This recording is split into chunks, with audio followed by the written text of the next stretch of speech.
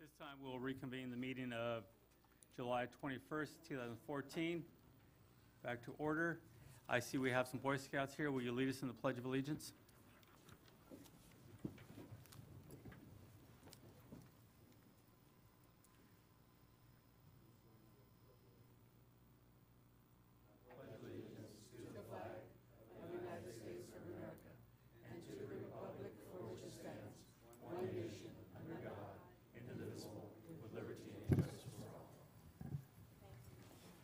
Thank you very much. Okay, can we have a roll call, please? Yes, Councilmember Friend, Councilmember Scatini. Here. Mayor Velazquez. Here. Councilmember Valdivia. Here. Councilmember Gomez. Here. City Manager Avera. Here. City Attorney Sullivan. Here. And Chief of Police Westrick. Here. Thank you. Thank you very much. Verification of agenda posting. The agenda for the City Council of the City of Hollister regular meeting of July 21st was posted on the bulletin board at City Hall on July 16th at 4:45 p.m. for Government Code Section 54954.2. Thank you very much. City Attorney, do you have anything to report out from closed session? No action was taken, but instructions were given by the mayor to fellow council for the city manager evaluation, and a report was given by myself and Brett Miller about the ongoing negotiations and grievance with the firefighter union. Thank you very much. Move forward to Employee Service Award for the second quarter of 2014. Who do we have today? Okay, I'll go first. Renee Perales started here 15 years ago. She is now in the Development Services Department, former redevelopment agency employee. She works on a number of special projects for the City of Hollister, a lot of project management.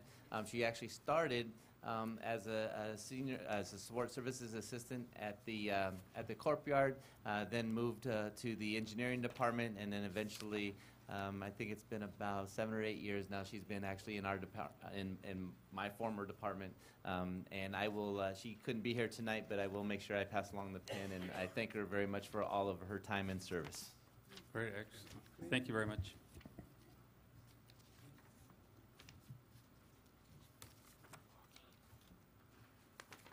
Wayne Thomas, can you come up here?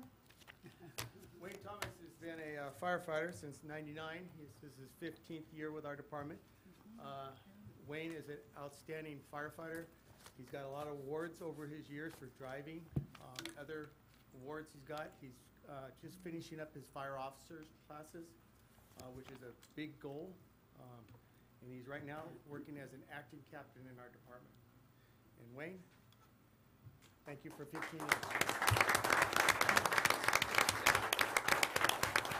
Thank you very much.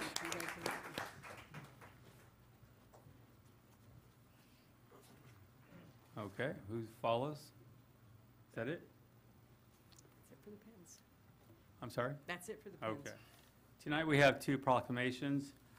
One of them is for B&R Farms for 85 years in business, and the other is for Parks and Recreation Month. I believe there's also a representative from Senator Canella's office here to present a proclamation. Wonderful.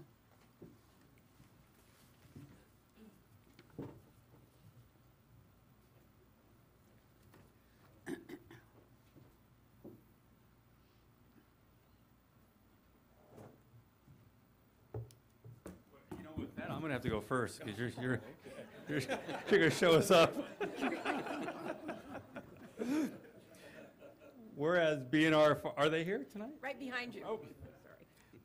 B&R Farms is still a family-owned and operated business, with the third generation being Jim and Mary Rossi running the business, as well as the fourth generation, their two sons, Philip and Scott, helping occasionally. And Brian? Full-time. Now, therefore, I, Ignacio Velasquez, Mayor of the City of Hollister, and the City Council recognize and congratulate B&R Farms on celebrating their 85 years in business. You want to come up?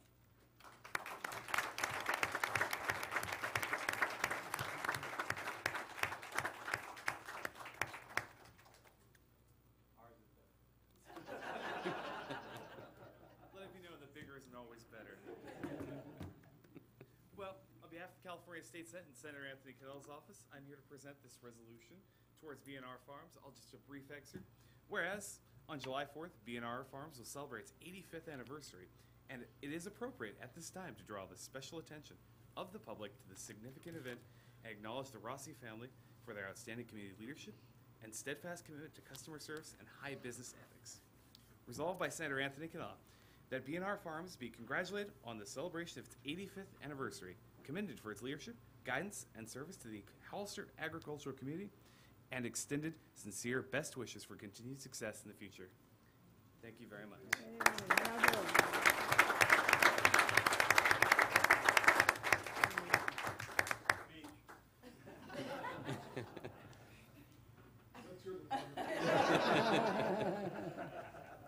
I'd just like to thank everyone. It wouldn't happen without the other generations settling here in San Benito County. And we truly believe in agriculture and our deep roots. Without that happening, Jim and I wouldn't be doing what we're doing today. We love it. It's a passion, and we're deep-rooted here. It also means a lot to us to know that you're going to stand up. We have Scott, and we have Brian. Stand up.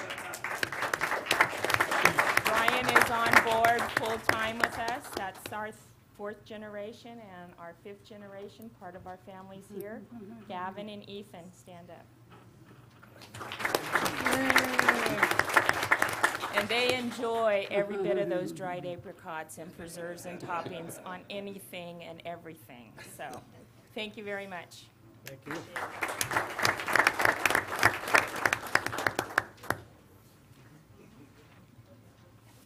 Can we get those big frames for our next one? The state has more money than the city. Well, July is the Parks and Recreation Month. Whereas the City of Hollister urges all its residents to recognize that parks and recreation enriches the lives of its residents and visitors, as well as adding value to community homes and neighborhoods. Therefore, be it resolved, I, Ignacio Velasquez, Mayor of the City of Hollister, do hereby proclaim that parks make life better. And the month of July 2014 is dedicated as Parks and Recreation Month. And in doing so, urge all citizens to use and enjoy our parks and recreational opportunities. Thank you. Jason Ballou, the chair of our Parks and Recreation Commission, is here to receive the proclamation. Oh, okay, great, wonderful.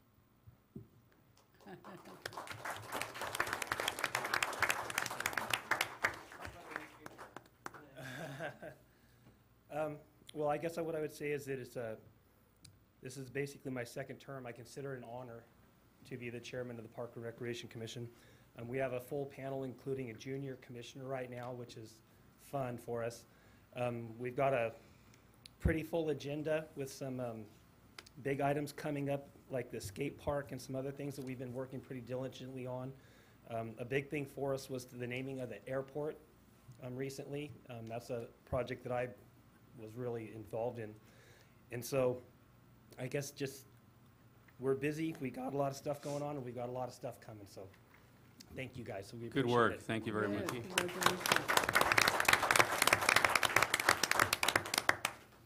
Okay, at this time we'll move forward with our agenda. Item A, consent. I'm sorry, We have Mr. more. Mayor.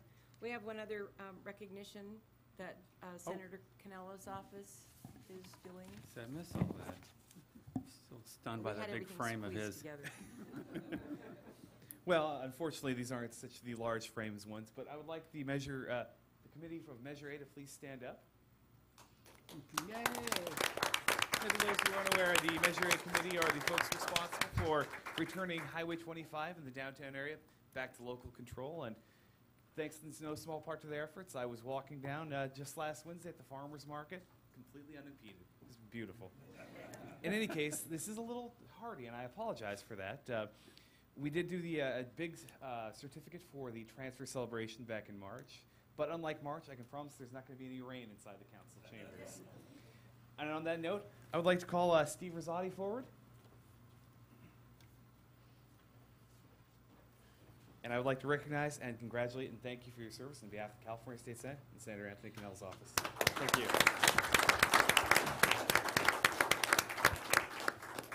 see Ruth Erickson, please? Hello, Ruth. Thank you. On behalf of the California State Senate, Senator Anthony Keller's office.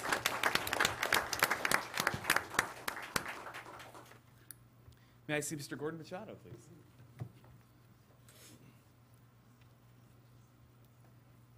Gordon, thank you once again.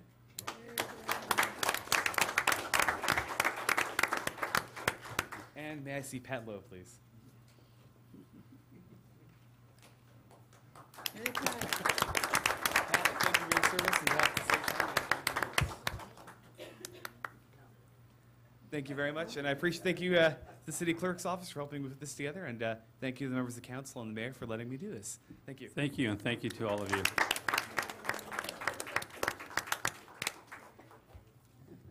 Okay, now we'll move forward to item A, consent resolution. Are there any items the council would like to pull from the consent agenda? Do we have any speaker cards or Yes. items? A3 and A4.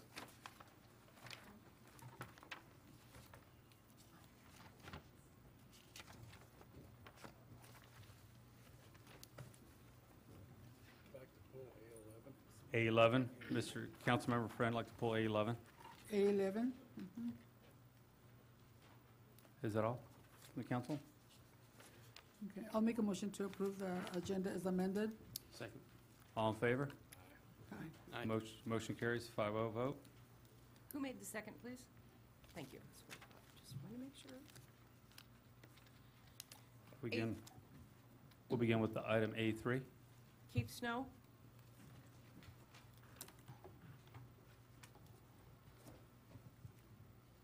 Hello, Council. My name is Christian. I wanted you guys to explain to me what, I know you know what confidential means, because you're involved in all that when you get already y'all leave. But we want you guys, when you guys put this on the agenda, we want the council to tell us citizens what's confidential mean, what's here confidential of. Thank you.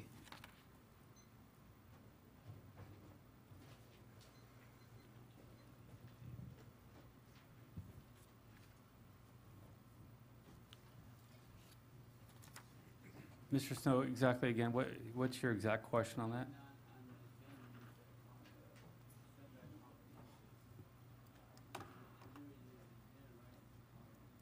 Oh, Mr. Mayor, if I might, this conflict of interest review is done every other year in even years pursuant to the Fair Political Practices, just to make certain that public agencies are in fact reviewing their conflict of interest code resolution.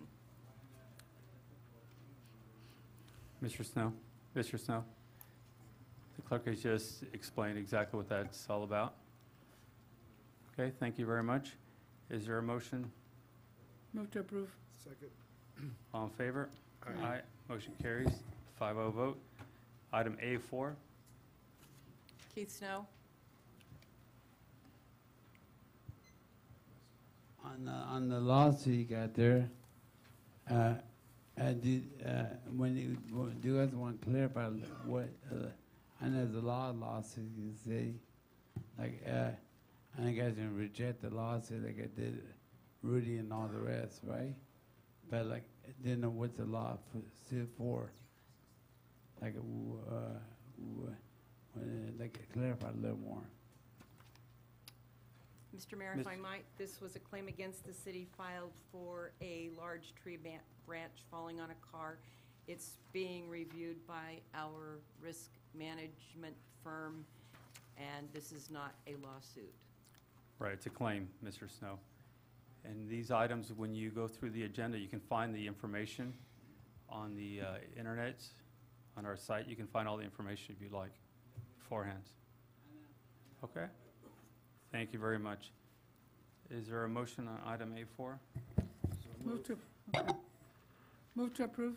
Second. All in favor? All right. Aye. Motion carries 5-0 vote. Move forward to item A11. My question on A11 is this supplemental appropriation fund for an environmental justice transportation planning grant for 2 streets. I guess, I just would like to know what did that mean when I said that? What did that mean? A couple of years back, I think, or the beginning of last year, the City of Hollister received a grant for a Complete Streets Planning Grant. And the Complete Streets Planning Grant is basically the Nash Road corridor and the McRae Street corridor. And what you'll actually see on the August 4th agenda is a copy of what's been done so far. The item before you tonight really is just a supplemental appropriation to carry the money from last year forward into this fiscal year. So it's not any, there's no new money, it's just part of the grant award that we received last year for this particular project. Because we did not budget in our operating budget for the remaining part of the grant, so there's about $40,000 left that we need to spend for our consultants, and so this is what this process is. So we will be getting a final report on that. Oh, yeah. Actually, we're going to do kind of, even before our final report, we're going to give an update as to where we are right now on August 4th, because there are some projects that are coming in front of the Planning Commission here shortly, and we'd like to have the council buy into some of the goals and policies of the Complete Street so that we can implement that through the planning approval process. Is that fair to say? I have a question on 13. Sure. Councilmember, does that conclude your question on Yes, item? I'd like to make a motion 11. that we approve A11. Second. All in favor? Aye. Aye, motion carries. Councilmember Sixtini, just, well, I'm sorry, we already approved item A13. We cannot discuss it. We'll move forward to item B1. I have speaker's card, Mr. Mayor. Okay. B1, Keith Snow.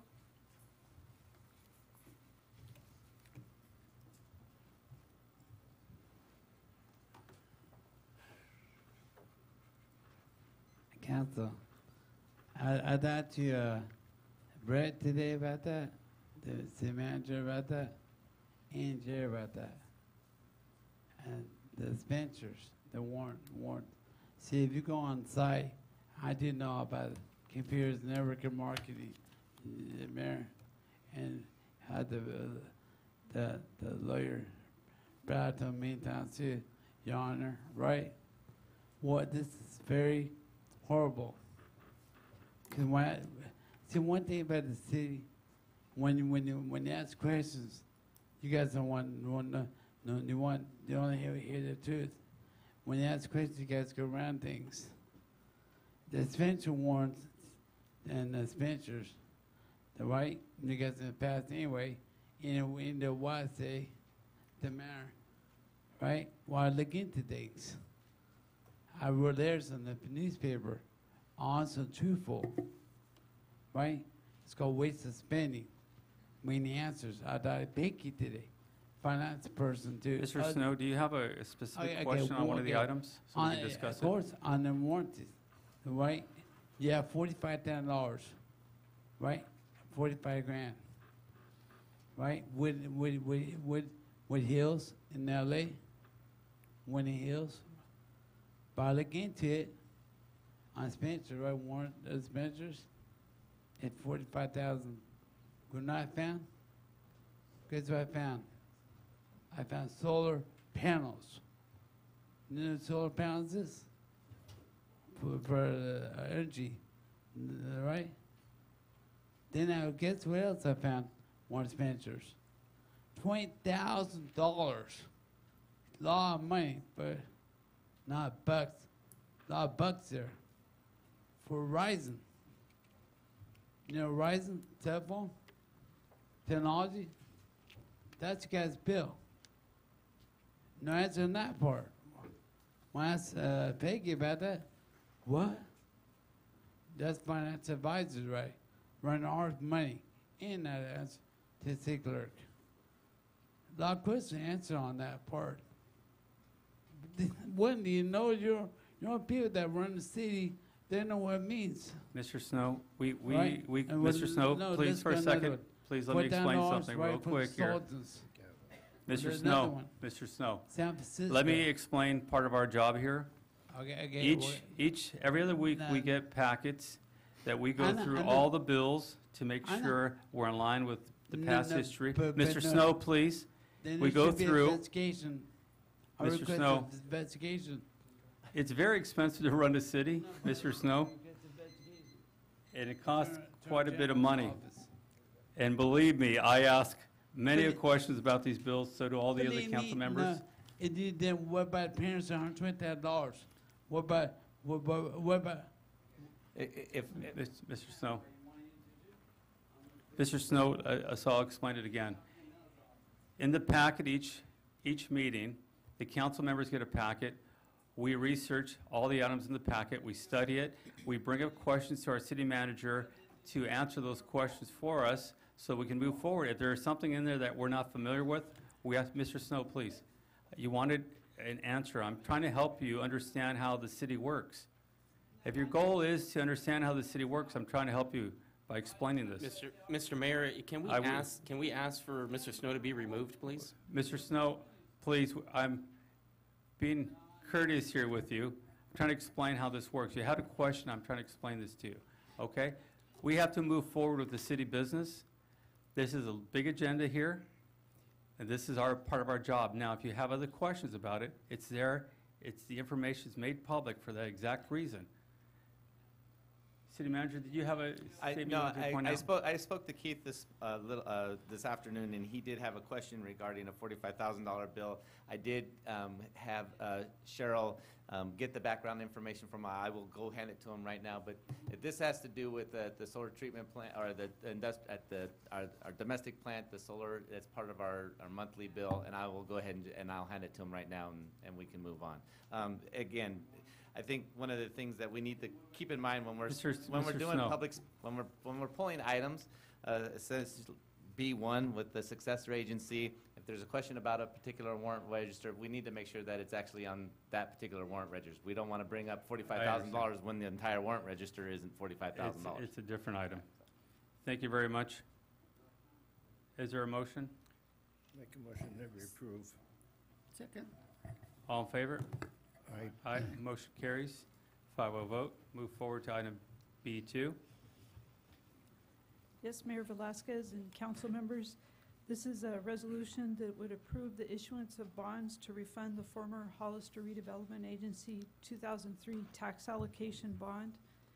The successor agency was authorized by the Oversight Board to initiate this process in March.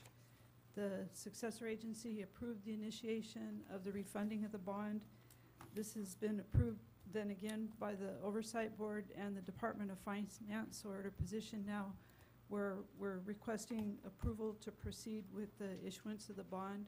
This could result in, based on preliminary forecast, savings of $145,000 per year to the taxing entities. Is there any questions? Any questions from council? We have a speaker's card. Keith Snow? Mr. Snow?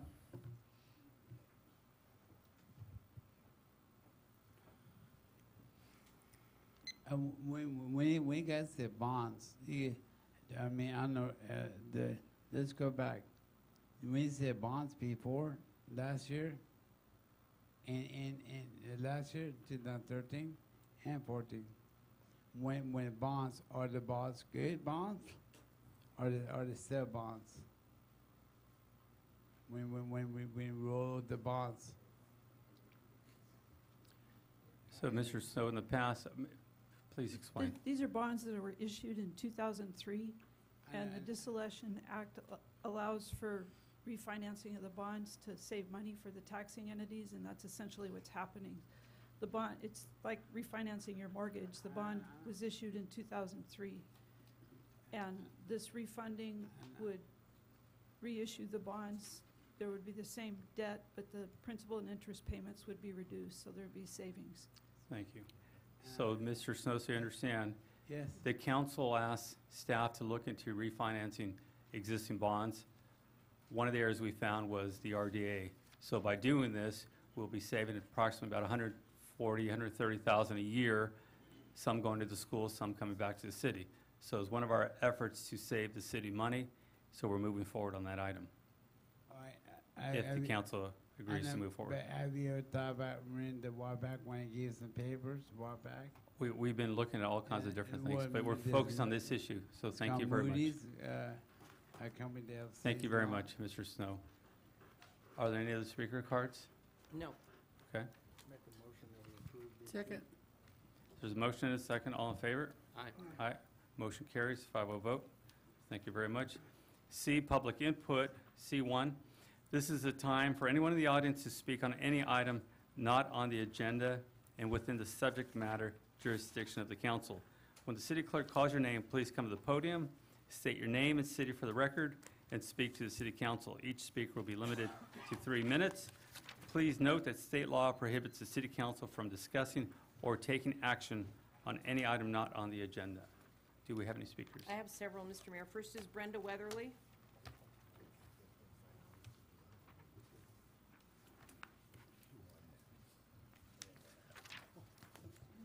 Good evening, council members and Mayor Velasquez. The Hollister Downtown Association requests that you direct staff to modify the current sign ordinance and allow the use of A-frame signs that meet predetermined design and placement standards and are subject to review and permit process. Thank you. Any questions? We cannot answer anything. Okay, thanks.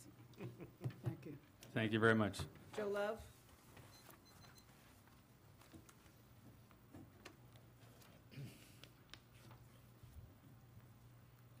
Good evening, council, mayor. Just want to say that the rally was a very good turnout, a lot of folks out there. We didn't get to see many, but we had a lot of folks. And also to let you know that the entrance to the building, the main hall, is now painted. You folks are more than welcome to come down, take a look at it. I went in there today after the finishing touches was done and all the paper and all the garbage was gone off the floor. I'm really impressed. I'm really happy with the way the colors turned out. On that note, I want to talk a little bit about the rally. The veterans are very disappointed. We was sold a basket full of nothing again, and we didn't catch the final map until 2 or 3 days before the last day of the rally. I mean, before the rally, and lo and behold, we was blocked off from Main Street. The main building was closed. I have 213 people that signed a petition. It's not a registered petition, it was just people of discuss. It says here, to support San Benito County veterans, we, the undersigned, believe that the Veterans Memorial Building should be open and operated by San Benito County veterans on the 4th of July, on July 4th rally weekend. This includes the building, the courtyard, and adjacent parking areas. Reason for this is that we have an idea of what we want to do next year if we have the opportunity to have possession of our building, to make it like an encampment in the front area. Bring in some World War II, Vietnam, Korea assets into the front of the building for people to look at. On the inside, we're looking at with some things that about bringing some stuff into the building for memorabilia. We're also, hopefully we'll have our museum done. We're starting a museum. We have a bunch of stuff coming in. Tomorrow I'm supposed to pick up a bunch of stuff from a World War II veteran that's donating it to us. And so I just hope that we can do things better. You know, again, I don't think he says he's veteran friendly. He hasn't proven it to the veterans, because the way he had us blocked off, there's no way that that it was really successful to us. I've had a couple of emails come to me from folks that I know from out of town, was very disappointed. They brought his family down here. Took him an hour to get around behind our building once he figured out how to get there to get food. And he says, and I've had other people come up to me and talk to me, well, I always come down here and have my food inside the building and sit down and enjoy the comfort of the building. But again, that is a beautiful building to be sitting there wasting. So, Thank you very much. Appreciate you coming out. excuse me, I'm not a whiner. I just want to get to the point. I know you do. Thank you very much. Marty Richmond.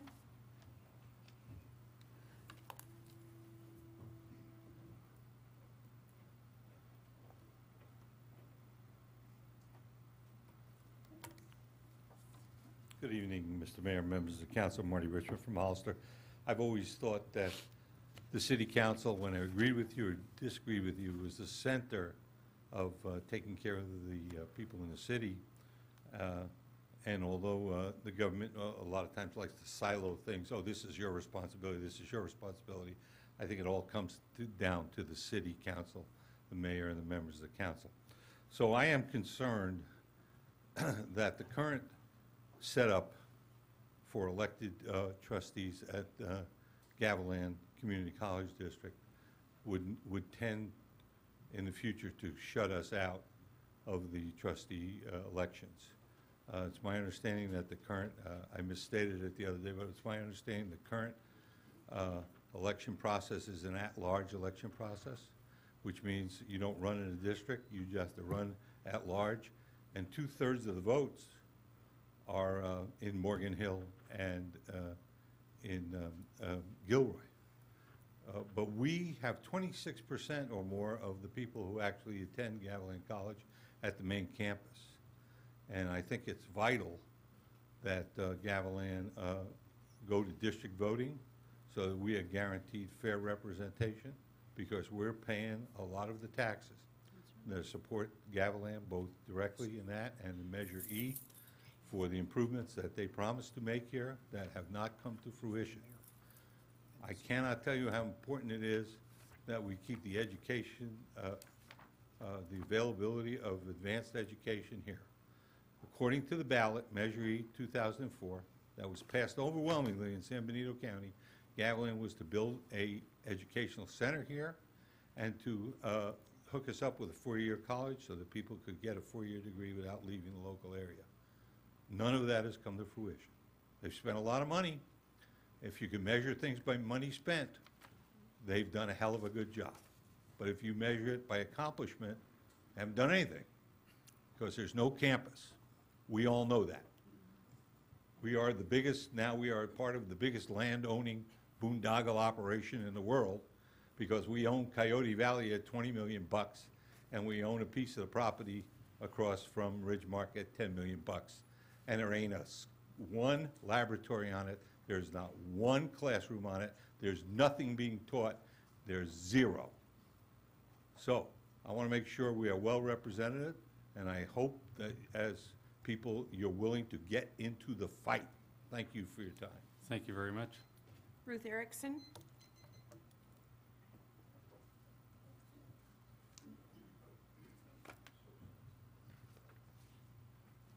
Good evening, Ruth Erickson, Hollister. I come before you once again. Over the years, I've done the same thing to talk about the terrible condition of some of our downtown streets. They're in such bad repair that it's embarrassing. Now we have Highway 25 back to Hollister residents, that people will come downtown, and yet the side streets are so bad that there's accidents waiting to happen all over. Now, when we had the RDA, we were told, well, we can't fix the streets with the RDA money. Even if the city, which we saw periodically, would spray for weeds but not fix the streets. Periodically, potholes are filled, but as soon as the rains come, all of that goes to waste, and we have fist-sized pieces of street just all over the place. So when we had all the building going on, we had all the taxes coming in, we didn't rebuild a lot of the streets. Now we don't have the money, we are not building a lot of the streets.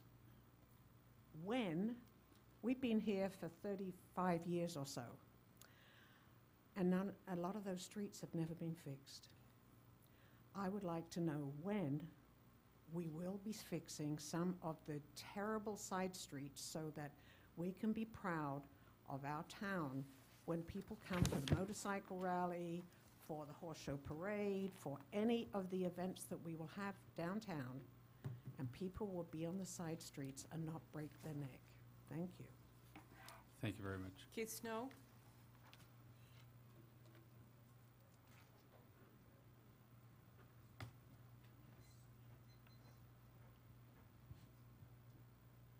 Thank you. Like you said, it's on them man to fix the streets. And know exactly what where the money's at. Because if you look at this, the law waste is spending. If you look at my platform, my floor mat, all the great ideas.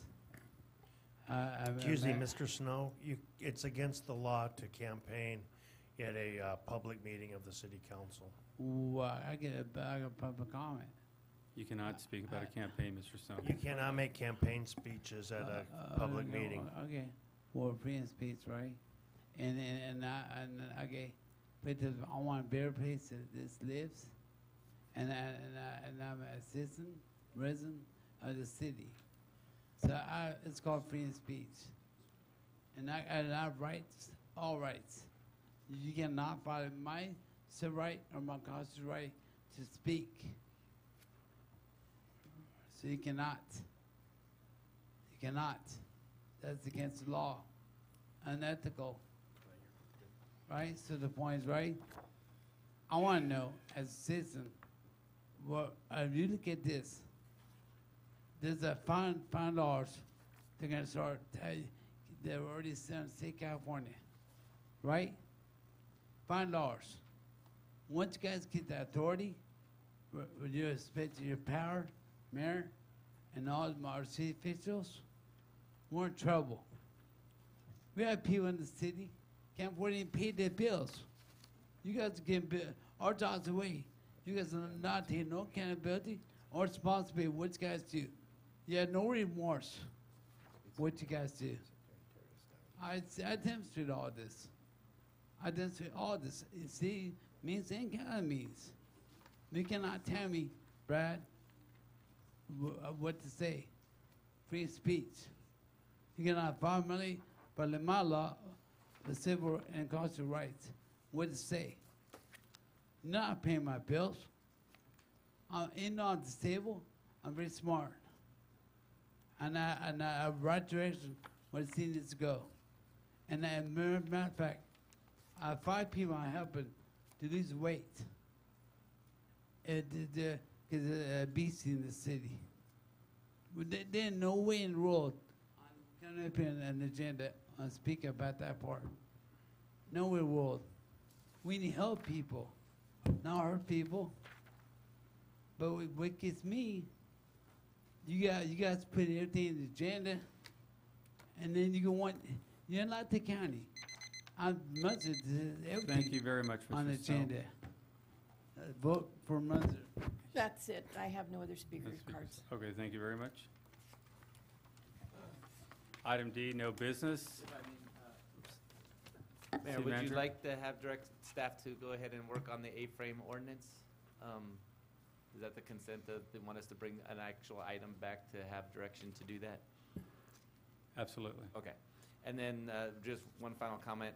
I don't know the exact numbers off the top of my head, but the redevelopment agency spent millions of dollars rebuilding streets in downtown. In fact, that's who did the streets downtown, was the redevelopment agency. So, but I'll get Ruth the information on how much we actually spent. Thank you. Move forward with item E1. Public hearing. Who's, We were discussing between us who would take, this is the second step of, 2A and 2B, 2C, I guess, the 1, 2, and 3 are all matters that following up the formation of a community facilities district. The first item contains 2. One is forming the district, actually doing a resolution to form the district, and the second part would be to let the landowners within it vote. And then the item E2 is actually defining the actual district boundaries. So these are separate matters that are required to be this way by the state code. But what you're doing in the first action is forming the district to be the vehicle for the landscape and lighting district. And 2 setting the procedure whereby we notify the landowners within it, which at this time is one person, to make the necessary two-thirds vote to adopt the item. We have the financial consultant who has been hired by the developer here, if there are any technical questions. Otherwise, I would just recommend that hold the public hearing, and then if there are any comments, we directed those questions either to myself or to Mr. Angelo, and then you can proceed. Okay, thank you very much. At this time, we are going to open it for public hearing. Do we have any speakers? Keith Snow.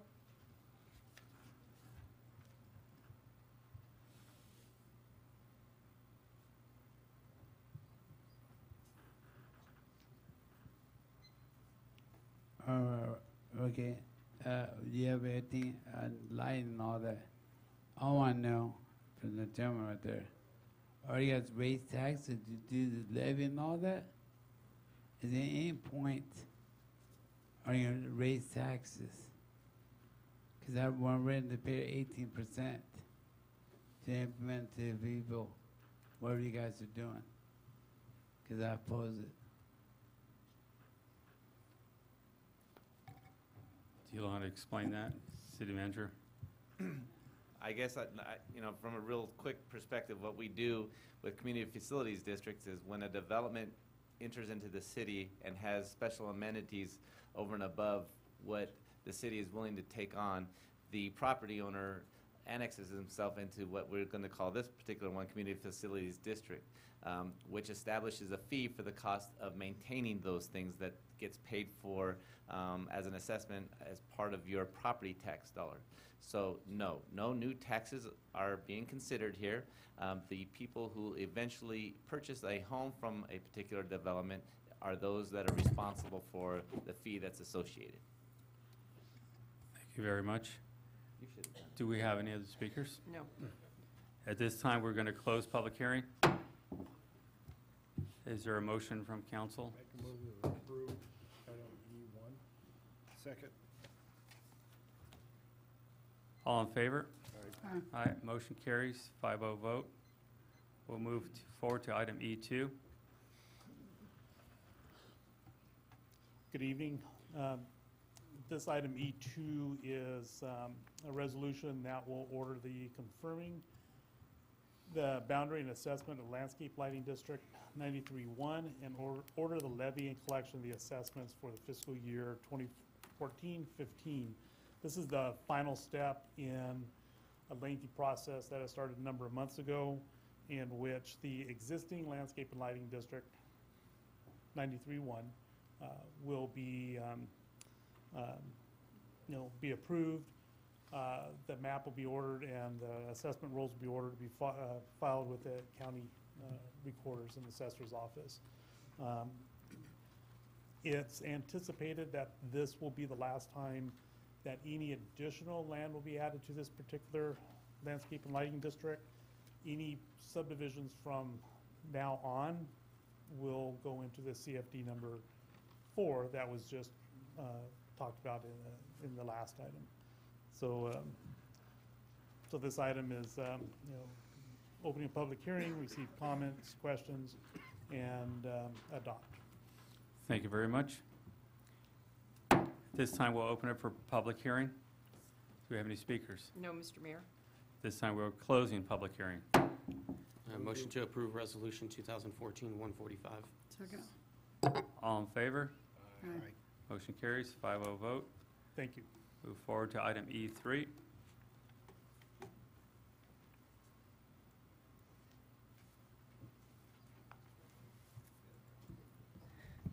Thank you, Mr. Mayor, members of the City Council. Good evening.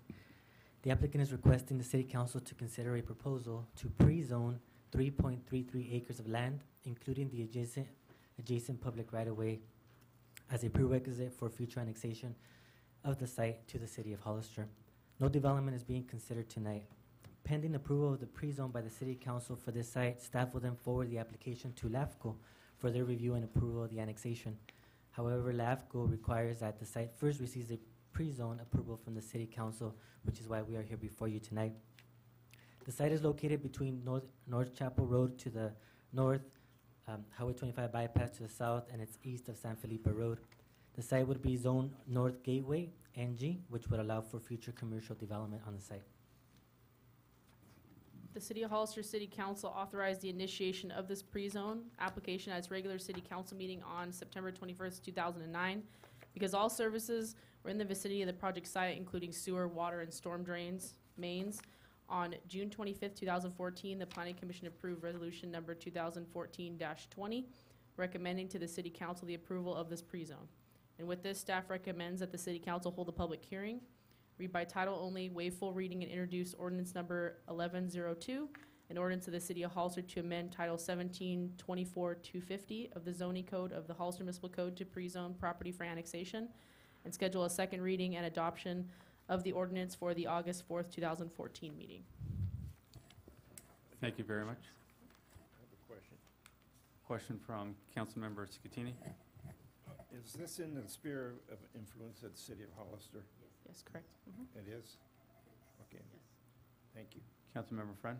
I'm confused. I thought a few years back, we already ran the sewer out along Chapel Road. Are we extending what's existing, or are we adding? Yeah, the services are there. It's not extending, it's just the services that are existing are basically going to be They're going to tap into what we tapped already in did. Okay. upon development. That's correct. Thank you. Any other questions from council? No? This time I'll open it for public hearing. Do we have any speakers? No, Mr. Mayor. This time we'll close public hearing. I'll move that we approve ordinance 1102. Or, I'm sorry. We're just going to read it by title only. Introduce. It's approved next week. Yeah, read by title. Do you want to go ahead and read that? Yeah. You will read it, council member? No, I'm making a motion that we read by title Okay. only and approve ordinance 1102. I second that. Okay, all in favor? Aye. All right, motion carries, 5-0 vote. Thank you very much. Move forward to E4.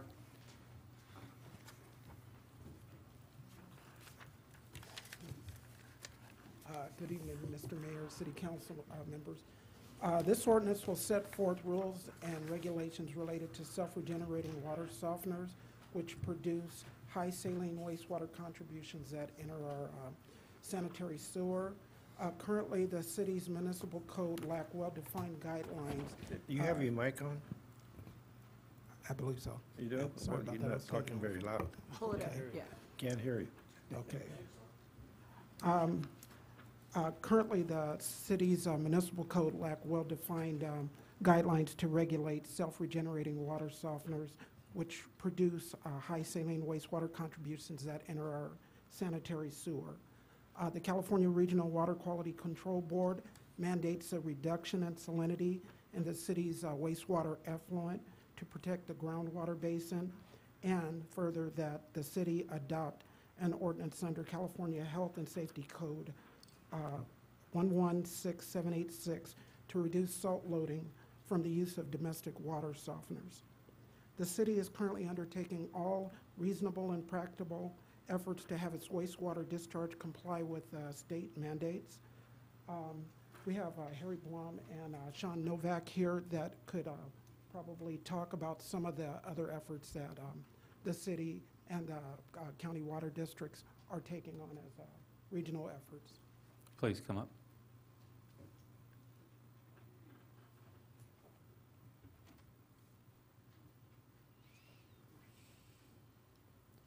My name is Harry Blom, and as you know, I'm the program manager for the Hollister Urban Area Water and Wastewater projects. The ordinance that's being presented to you was actually a recommended action in both the master plan that was adopted in 2008 by all of the agencies and the coordinated plan, which was adopted I think it was late 2010 by all of the agencies.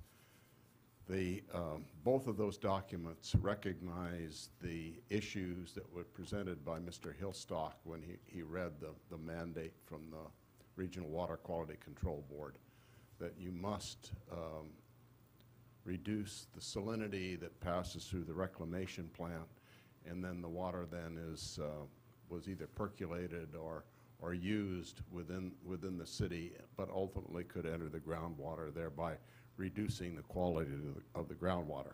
So those of you that started at the beginning, Councilmember Valdivia and Councilmember Scatini, remember that we had to deal with the groundwater issues at that time.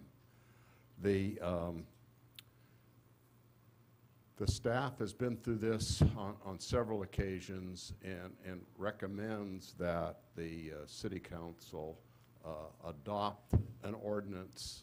If it's not this one, it would be one that's very, very similar. And I'd like to remind you that we're in a drought and that we are existing on groundwater these days. And if we continue to foul our groundwater table, then it's only the users of the groundwater who are damaged. So we don't want to do that. It hurts our economy, it hurts the consumers. So we urge you to take a hard look at this ordinance. And Sean Novak of the Water Resources Agency has done a lot of research and has presented to the Water Resources Association the findings of that. And so I think now I ought to pass it on to Sean, who can give you some more background on the history. Good evening, council members. My name is Sean Novak, and I run the Water Resources Association of San Benito County. We service the city of San Juan Bautista, Sunny Slope, and also the San Benito County Water District. I have my 10-year anniversary coming up next month, and when I walked in the door, we started working on this problem. So it's been a long time. And then, as Mr. Bloom said, how important our groundwater basin is. During this drought, if you haven't realized how important it is, we're living off this. And you look at our neighbors to the west, Santa Cruz and Monterey, who depend more on surface water, and they're in dire straits over there. So our groundwater is so important to us.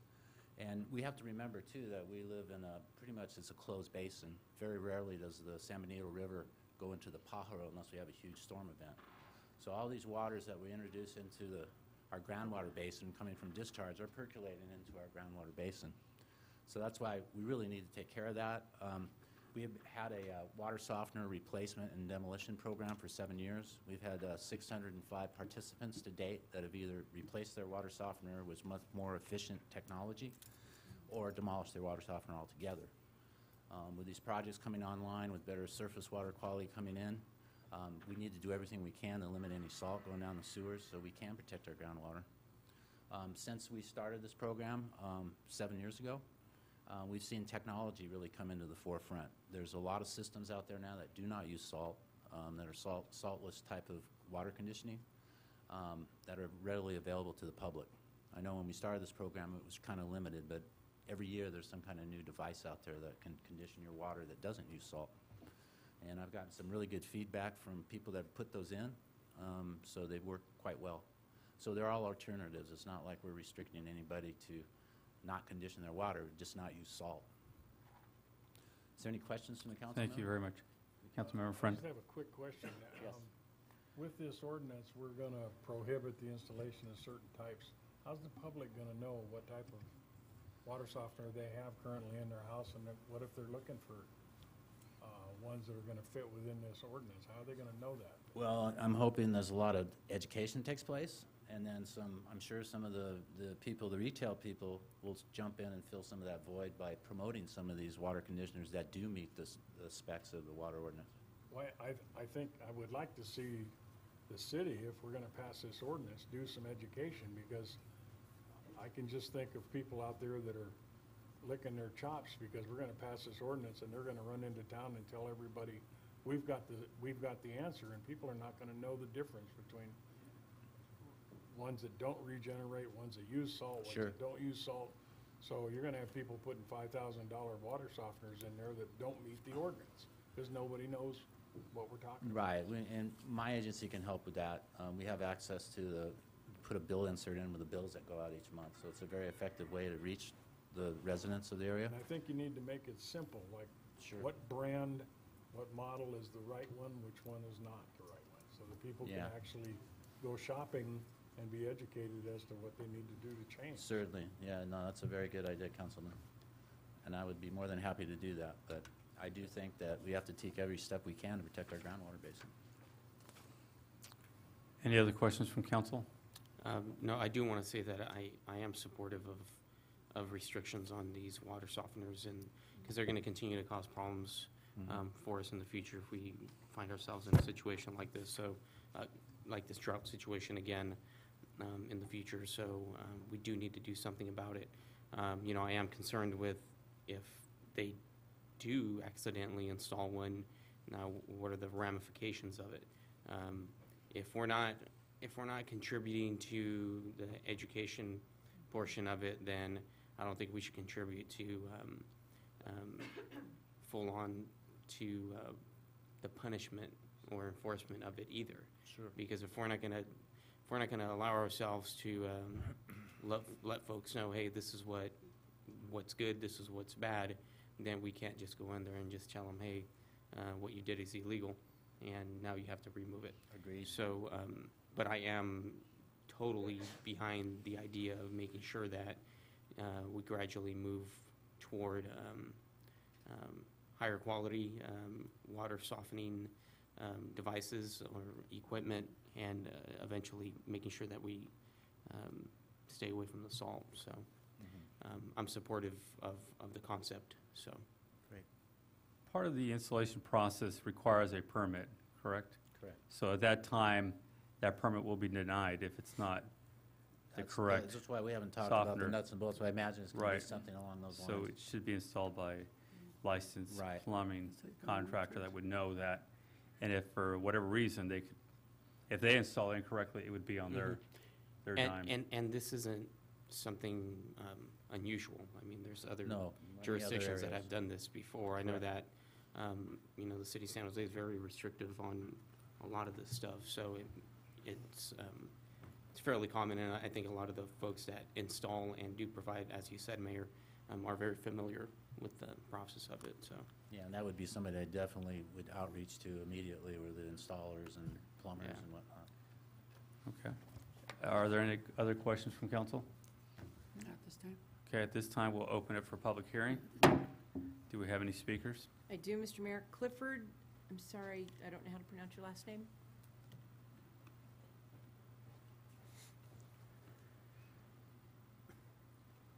Mayor, City Council, Clifford Fosnot. I am the incoming president of the Pacific Water Quality Association.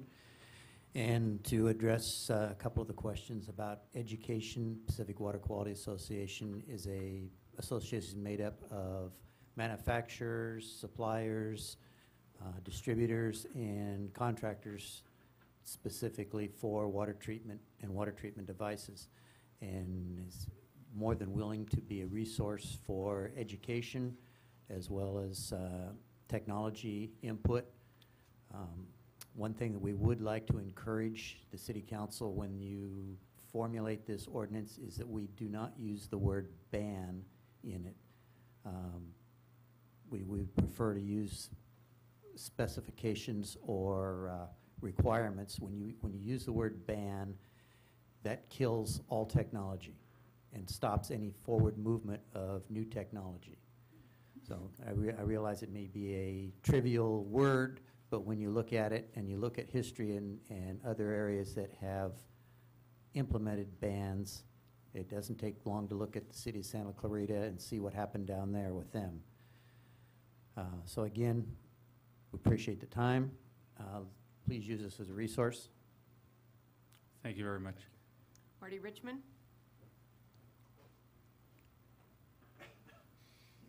Good evening again, Marty Richmond. I have some suggestions. I think I wasn't prepared to speak until I heard Councilman, a friend, and Councilman Gomez's remarks, and I think they're very, very on point. You know, if you want to put in a smoke detector, which is a mandatory item here in your home, it has to be approved by the State of California Fire Marshal, if you do it right. I'm wondering why the State of California doesn't have a approval process for the non-discharge water softeners. I also want to say, on behalf of the consumers, this is not a no-cost operation. So you want to make sure that you get the best balance between the technology and the output and what it's going to cost you to do that. And so sometimes the more expensive is the cheaper in the long run, and sometimes it's the other way around. We all know that. I think that's very important for a lot of people. And also, I would like to see, I know we don't have any control of the developers, but I would like to see people who develop large tracts to act as a contracting agent so that they can drive the price down. If you come to someone in the Gentlemen's Association and say, I have potentially 1,000 customers here, or 500, you're going to get a heck of a lot better price than somebody who picks up the telephone and starts calling around saying there's one person, one thing. I think typically, I did a little research, typically it's like $125 for installation, and it could easily be $50 a month for a swap out thing. Now, I haven't looked into technology yet, but I think it's critically important. If the State of California won't do it, then I think it's critically important that we do it at some level. I would like to see it at both the city level and at the county level. I'd like to see the county implement this.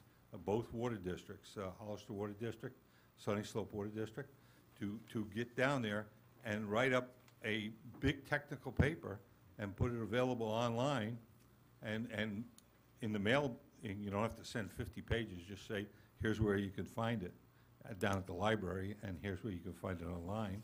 And if you don't, not online, you can go to the library and read it, and explain the different technologies involved, kind of give a range of what the costs are going to be, and explain what the advantages and disadvantages of each are. I think that'd be very important for the future. Thank you for your time, and I appreciate the comments by both Councilman Friend and Councilman Gomez. Thank you very much. Do we have any other speakers? No, Mr. Mayor. Okay, at this time, we're going to close public hearing. Is there a motion? I'll go ahead and make the motion to read by title only and approve ordinance number 1103. Is there a second? Second. All in favor? Aye. Aye, motion carries. 5-0 vote. This time we'll move forward to item F. I'd like to, if it's okay with the council, if we can move item F7 to the top. We have Supervisor Margie Barrios here that would like to speak on F7. If that would work with the council members? I guess that's fine. We'll let her. Supervisor, let's explain F7. Okay, thank you so much, Mr. Mayor, council members. Thank you for the opportunity to address this item on the agenda. I'm one of the members of the Board of Supervisors, and I'm also a member of the Interclub Committee. I'm sorry, Interclub. I'm thinking of high school. Intergovernmental Committee. Yeah, that was just last year. Intergovernmental Committee, but I'm here actually not representing them as much as I'm representing myself. Back in 2008, before I was elected, BLM went to the Board of Supervisors and declared an emergency at the Clear Creek management area. They said they were closing it because they had questionable, they didn't say this, but I feel that it was questionable science that was used to assume that there were great dangers to the visitors with the natural occurring asbestos. So they, unfortunately, the Board of Supervisors in May 2008 allowed the roads to be closed. So never mind that there were no cases of illness, no case had ever been reported of any kind of illness related to this asbestos. And never mind that there were 30,000 visitors to Clear Creek management area that really brought a lot of money to the county, the towns, and the cities. So everything kind of came to a screeching halt. And so that leads me to believe that the recession in this county started way before other areas in the state of California and in the United States. In 2010, the Board of Supervisors was made up by a different board, and we decided that we were going to open the roads back up. BLM, we requested from them to open them. They did reluctantly, but BLM was not done. They were going to continue to push the closure of Clear Creek and the closure of the closure of the roads. Clear Creek has never been opened since that temporary 2008 closure that they made. So they closed it to the American people. They kept us from our lands with still no conclusive evidence that the natural occurring asbestos was harmful. There's more danger in scuba diving, snow skiing, and swimming than in recreational motorcycle riding in Clear Creek. So BLM, once again, has denied access to public roads in the Clear Creek area effective May of this year. So we will continue as the County Board of Supervisors to support House of Representatives Bill 1776 to save Clear Creek management area and the right of the public to access those federal lands. So I'm asking you as an individual, and I care a lot about the economy of this county and the cities, for your support on this serious matter that has adversely affected our economy starting back in 2008. Now, I know that the resolution that you have says the Department of Interior. We addressed it to Bureau of Land Management. So there may have to be a change there.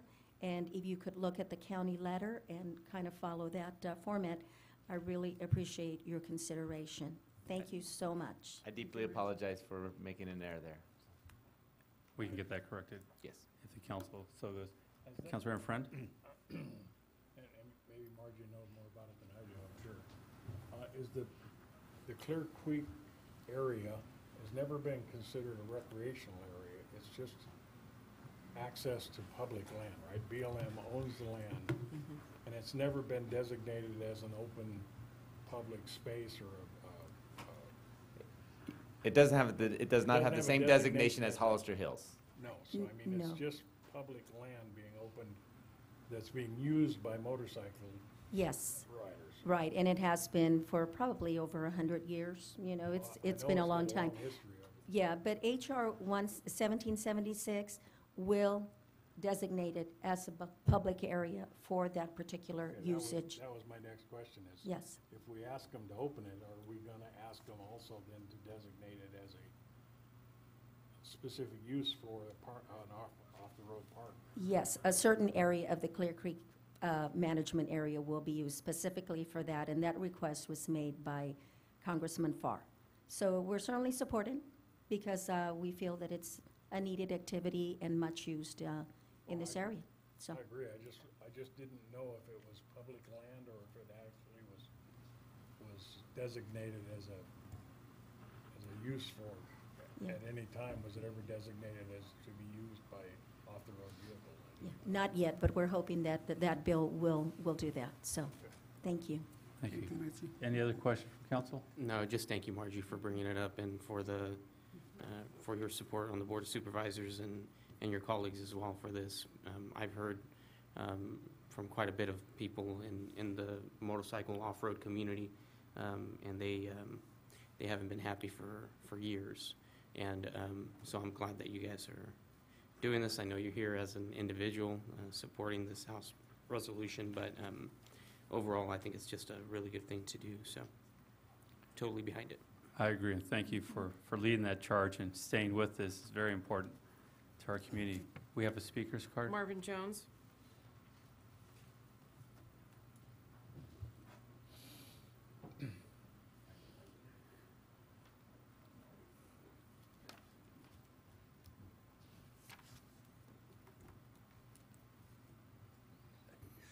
Marvin Jones, Hollister. I want to reinforce what Supervisor Burris said there, that there are county roads that the federal government is closing.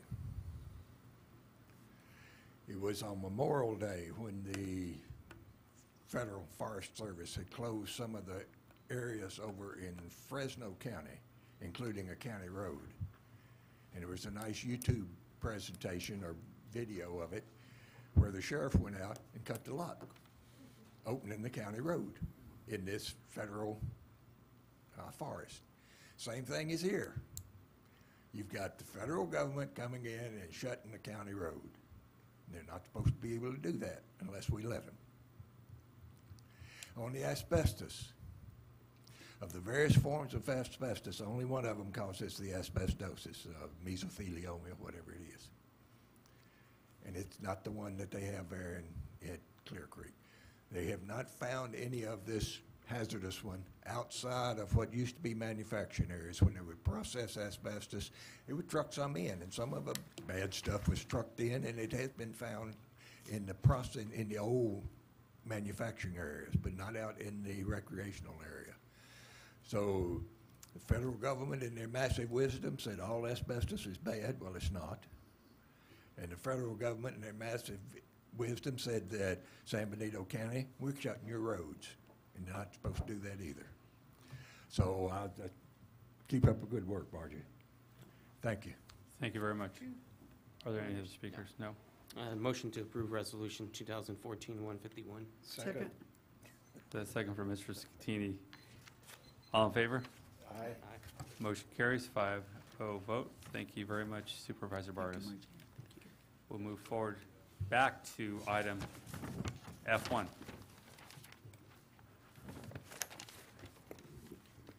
Thank you, members of the council. This is the second reading of the ordinance. There was no changes made, so staff recommends to read by title only, waive full reading, and adopt ordinance number 1100. Thank you very much. Keith Snow?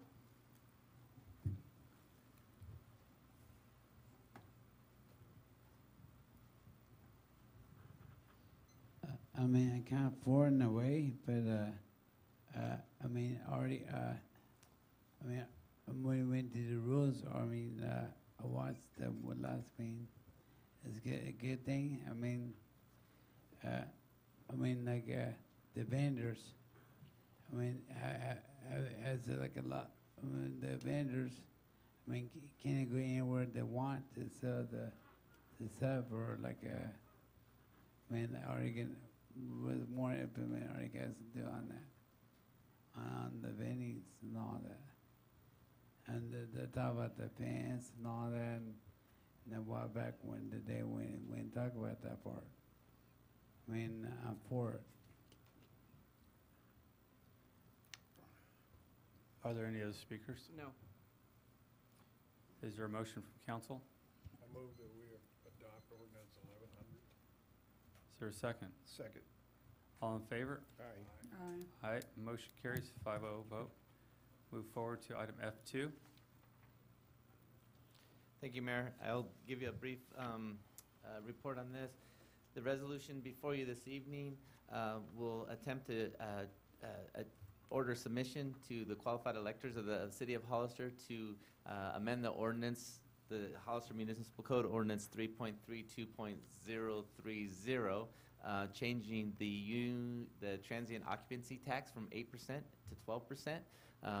This item you will hear again at your next meeting, and it will remain on the books until the November 4th election. If at that point it is voter approved, this is a general tax which requires a 50% plus one vote in order to be adopted, we will again increase our TOT, our transient occupancy tax, from 8 to 12%. San Juan Bautista is currently at 12%. And the county is going through a similar action currently.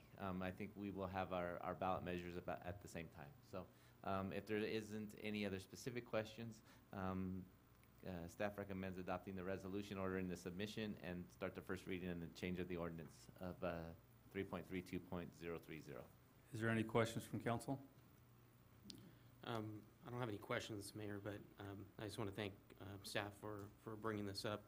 And I think a couple of weeks ago we made a pretty significant statement by allocating a portion of this TOT funding that's being collected for tourism and marketing. The council unanimously supported that. So I think I will, I obviously am supporting this.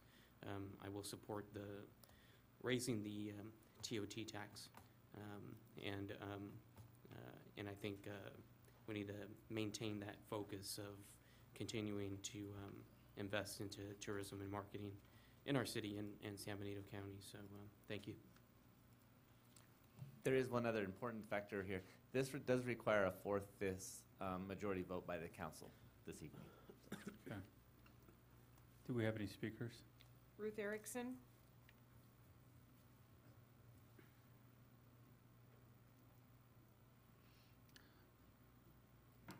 Good evening.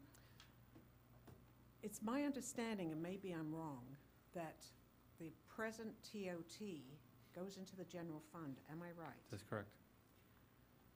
And by what you just said, a portion of the new, the new 4% will go into tourism. We're going to use more funds from the general fund. We can't specify because it is a general fund item. I would like to know why TOT is a general fund item and not specifically for tourism, because when the tourists come here, the whole idea is to bring more Right. more tourists. I mean, in San Jose, it's about 14%, 14.5%. Yes. And I don't know, but I'm pretty sure that most of it goes towards tourism. I could answer that Yes. if you want me to, Ruth. Yeah, the city of San Jose does collect a TOT tax, and it's just like us, it goes straight into the general fund. But mainly the reason why at least a pretty significant portion of it should remain in the general fund is because you, even as a transient or visitor, you do use city services. So if you're here, there is a chance you're going to be using our local roads. You're going to be you may need the police department, you may need the fire department. So there are, reasons why a portion of the TOT should remain in the general fund. Now, the decision that this council made a few weeks ago was to allocate a portion of it. It's hard to, like the mayor said, it's hard to say, oh, it's coming straight from the TOT. You can't really say that because the TOT money revenue goes straight into the general fund anyway. So I guess you could say the $50,000 is coming from anywhere in the general fund, any revenue source from the general fund. But our idea was to at least make a statement and say, hey, at least what we're considering is a portion of it being allocated from the TOT. That's already going to happen. So this action that we're taking tonight has nothing to do with that decision. That decision's already been made. So But when this you is say separate. you've made the decision, does that mean it's a 50%, 20%? It was a flat. It 5%? was a flat amount. It was $50,000 toward tourism. That's all? Well, we collect $130,000 a year. About 130. Yeah, so it's nearly half of what we currently collect. Right, in but you'll be TOT. collecting more, so hopefully there'll be more. I couldn't agree with you more. Thank you. Are there any other speakers? No, Mr. Mayor. Okay, at this time, is there a motion? Make a motion that we approve. Resolution 2014-146. And introduce the ordinance? Pardon me? And introduce the ordinance? Yes. I'll second that. Okay. The motion is second. All in favor? Aye. Motion carries 5-0 vote. Thank you very much. Move forward to item F3.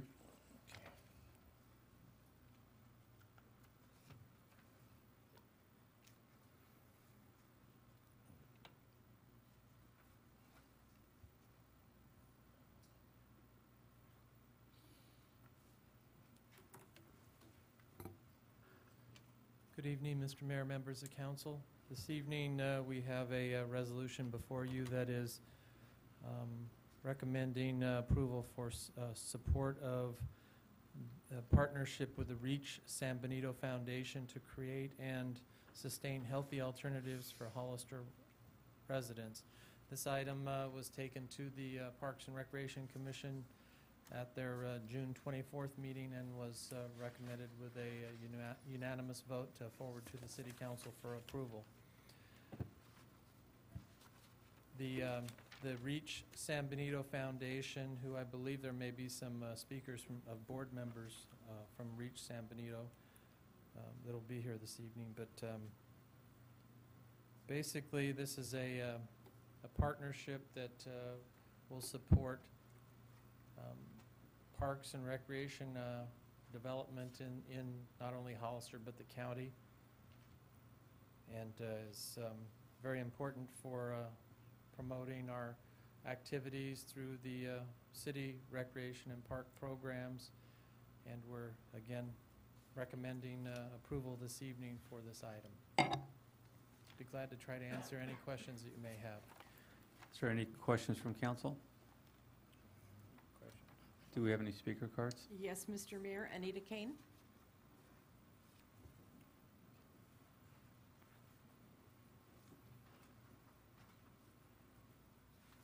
Good evening, council. I'm Anita Kane from Hollister, and this is Valerie Eglin from San Juan Batista. We're both board members of the Reach San Benito Foundation. We're here to answer any questions you might have, or and to provide our support and reiterate how important this partnership will be for all the residents of the county.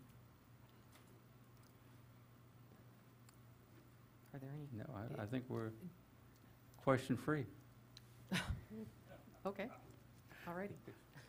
Do we have any other speakers? Keith Snow.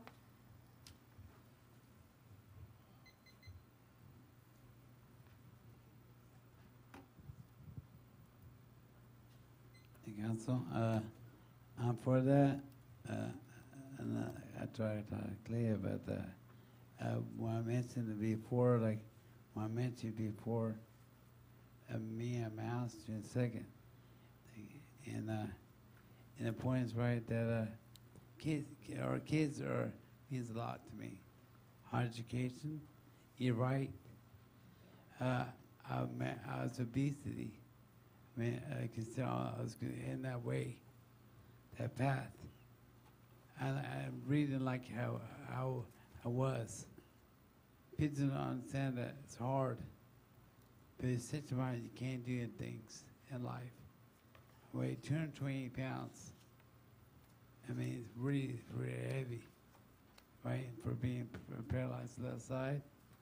And like I said before, I had to get a wheelchair. But if you can't do something, you can't do it. It's eating habits, food addiction, eat the right way. I talked to Clay about I got a platform. I got a way to do things, how to exercise, not eat the right way to eat. Calorie count. We would, like when I mentioned that day, I give you the thing. It's called People Committee for the kids. People's Committee. And I have to tell Clay that we should have a thing that where we can like, with the councilman and the people involved. It's hard for you guys to connect with the people on April 3rd, right? But one thing now, we should start immediately in do it like for the people and youth, right? So then like community, right? You're right. And I have like a little pamphlet for the city, right? I would talk to Los Banos about that part. I just seen out to other cities about that part. That we should start immediately, and at least invest in that part. You figure if we right, there be less people going to the hospital, bills and all that, you know. And if you can't do things in life. All right, so I mean, so we think about ideas, and we think about that part. But you're right, and we would do like a community part with the inventor, Ray, Naza, Pauline. Thanks. Do we have any other speakers? No, Mr. Mayor. Mr. Mayor, I actually have a question for the REACH representatives. I know they're nice and comfy and sitting down, but I just had a quick question. You folks mentioned that in the staff report that that it would help, that this nonprofit will help the county's overall efforts when it comes to acquiring funding. Is that something that you've seen in other communities? Other communities have foundations like this that have helped with, for example, the San Benito River Trail Project and projects like that? The trail project would be one, I think one of our goals would be to do fundraising and public awareness outreach. And so the river project, the River Parkway project is definitely on the agenda for one of the things that we would be supporting. Okay. Yeah. All right. That's What very about, important. are you aware of grants out there and things of that sort that are available for communities like ours? One of our board members is a grant writer, and so Okay. we've roped him into that.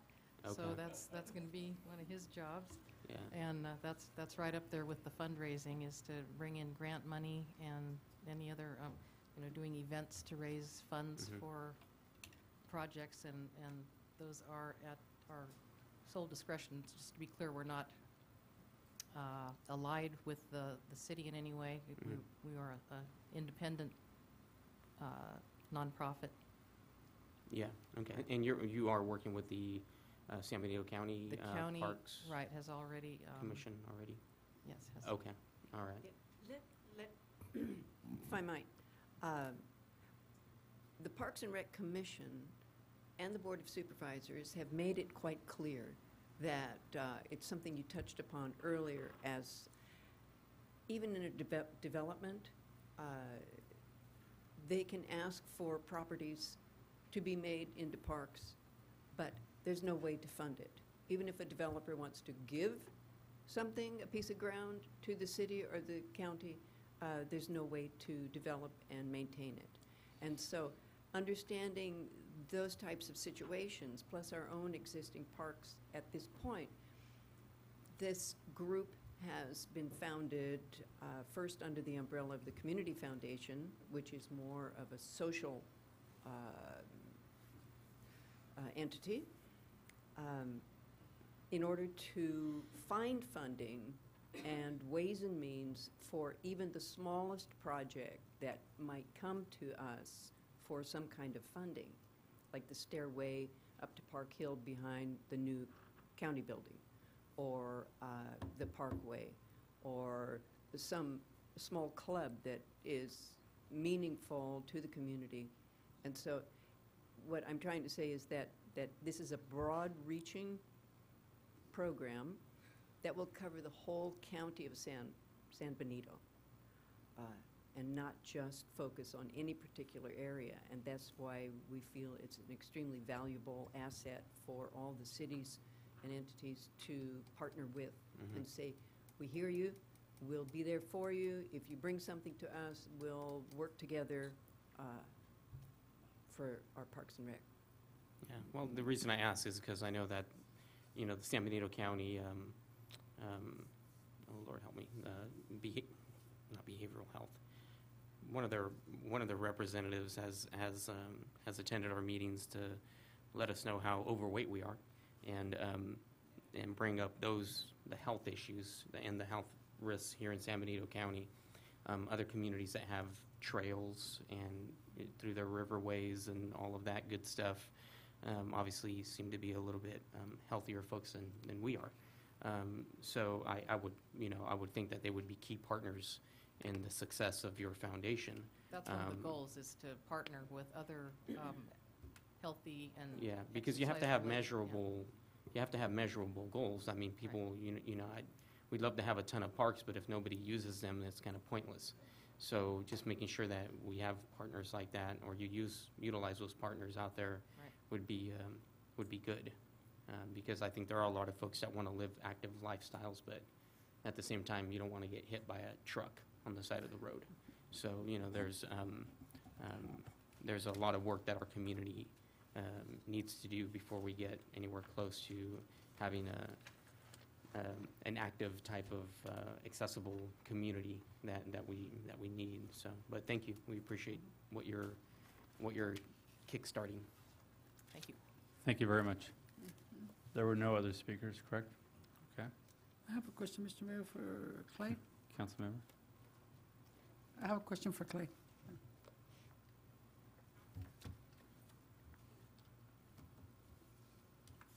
It's real simple and easy. Yes. Okay. Yeah, I was going to ask you, this REACH committee, are they going to be also working in conjunction with the commission, Recreation Commission, or is that going to be a separate entity? Well, they have already approached and made a presentation to the Parks and Recreation Commission about their operations. So I would say they'll be working hand in hand in concert good. with the Parks and Recreation Commission to get projects before the City Council and have them move along. So yes, I would say they will be working together, yes. Oh, okay, good. That's great. Thank you. That's really good. Thank you very much. Is there a motion? So move. Is there a second? Second. All in favor? Aye. Aye. Motion carries, 5-0 vote. Want to take 5? So we take a 5-minute break. Okay, we're suspending that thing that we have.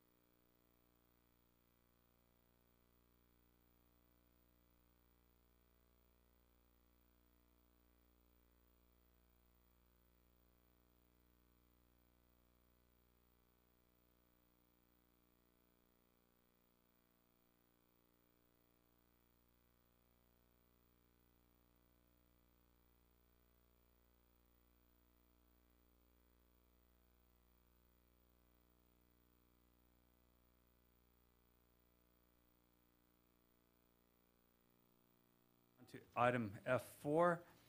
I am going to recuse myself from this item. I worked previously with Chispa in the past, and currently I'm working with them again. So to make sure we don't have a conflict, I'm going to pass the gavel to our Vice Mayor, Ms. Valdivia. Thank you.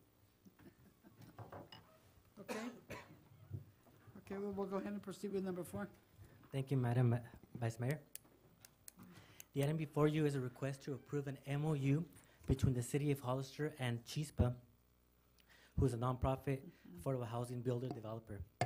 The MOU is for the city to provide services to include water and sewer to a 5-acre property outside of the city's jurisdictional boundaries, but within the sphere of influence.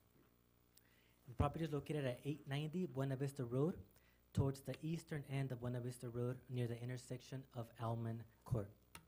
The lot is currently vacant with fallow land, and at its April 15th, 2014 meeting, the County Board of Supervisors adopted an ordinance approving a zone change of the property to residential multiple, facilitating the future construction of 80 below market rate residential apartment units, a shared residence center, a laundry facility with solar panels, and private gated drives. Pursuant to Section 56133A of the Cortese-Knox Act, a city or district may provide new or extended services by contract or agreement outside its jurisdictional boundaries, and LAFCO may authorize a city to provide new or extended services outside of its jurisdictional boundary, but within the sphere of influence, in anticipation of a later change of organization, meaning in anticipation of annexation. Under the terms of the MOU, the City of Hollister and Chispa agree to the annexation of the property prior to the issuance of the certificate of occupancy for the first residential unit. With this, staff recommends the City Council of the City of Hollister adopt resolution number 2014-148, approving the MOU between the City of Hollister and Chispa. Mr. Vice Mayor? Okay, are there any questions? Yeah, I do. I have Okay. a couple of questions. Robert? Okay, this is under the sphere of influence for the city. When is the city going to bring that into the city? Councilman Scatini, at this time, the MOU basically stipulates that the city will be bringing in the property into the city corporate limits prior to the final occupancy of the first unit that would be developed on the property. I see. Yes. And the water and the sewer, it's outside the city limits. So what's the benefit for the city? Are they going to get paid for that, or are they going to pay the regular sewer fee and water fee? So you're correct. The water and sewer are along Buena Vista Road, and so at that point, it would be through the impact fees that would be paid to provide those services. Okay, thank you. That's all I have. Okay, any other questions from any members? And this is going to be going, because it's not in the city, it's going to be going to LAFCO for annexation? That's correct. Prior Okay. to, yes. it would Okay, be going after to- this, or is this what we're doing right now? At this point, it would just be to approve the MOU that would Okay. And then require you're them gonna to be go to applica- LAFCO. Okay, fine. Yeah, Okay. I believe I just have one Councilman. quick Yes. question. How many units Right. are we talking on this property? At this point, the units that were approved is 80 below market rate units. 80 units? 80, that's correct. Yeah, they're apartments, That right? doesn't seem like a very big piece of property for 80 units. Apartments. On a 5-acre lot, that's, But I will also say that it may be that, did the project change? It's in the process of changing? It may end up being decreased by about half. Because it have to be 4 stories to get that. No, it was all 2 stories, but now I think they're contemplating doing a single-family component over there as well to help offset the cost of the multifamily. And I don't want to necessarily say that because we don't know that for a fact, but that's what it's sounding like. Okay. Sounds good. You want a motion on that? Well, first of all, do we have any speaker cards? No? Okay, any more questions from council? If not, is there a motion to approve? So move. Second. Okay, all in favor? Aye. Okay, stand approved. Thank you, thank you. Did you want to call the mayor in, or is he going to continue to? Leave him in there. To stay out? We can move along without him. Or is he going to continue to stay out? The next one, I don't think he's got a conference at the next one, conflict. I didn't want to take the gravel away from you. Give me that back. Okay. That was approved. Okay. Federal, yeah. Thank you very much. Move to item F5. Thank you, Mr. Mayor and members of the council. The applicant is seeking city council authorization to initiate pre-zoning of a county parcel consisting of 4.778 acres located south of Hillcrest Road, east of El Cerro Drive, and west of Bonnie View Drive. The Hollister Municipal Code requires city council authorization to initiate pre-zoning for the annexation of the property. The attachment A, that's part of the transmittal, is a site plan for your review. The property is located within the sphere of influence, and the site is considered an infill lot. The City of Hollister General Plan has designated the area as low-density residential. Therefore, the pre-zoning of the site is R1 for future single-family residential development, consistent with the city's general plan. Thank you, Jill. Services exist in the vicinity. There's an existing 12-inch water main, an existing 8-inch sanitary sewer main, and an existing 12-inch storm drain main along Hillcrest Road to the north of the project site. Water service would be provided by the Sunny Slope Water District. There's another existing 8-inch water main along El Cerro Drive, and an 8-inch sanitary sewer main, and a 15-inch storm drain main at El Cerro Drive to the south of the project site that can provide future services to the site. Pending your decision tonight to initiate the pre-zone of the site, the applicant will be able to submit a pre-zone application. Staff will then review the application and make an environmental determination pursuant to the California Environmental Quality Act. Staff will then schedule public hearings with the Planning Commission and eventually with the City Council for the pre-zone. With that, staff recommends that the City Council approve resolution number 2014-149, authorizing, today would be the initiation of pre-zone application 2014-3 before you. Does the council have any questions for staff? Any questions from council? Councilmember Friend? It looks like on the site map, are they gonna have to extend Bonnie View Drive? I mean, they look kind of landlocked, the way they got this. Councilmember They're gonna Friend? To develop this, they're gonna have to extend Bonnie View Drive, right?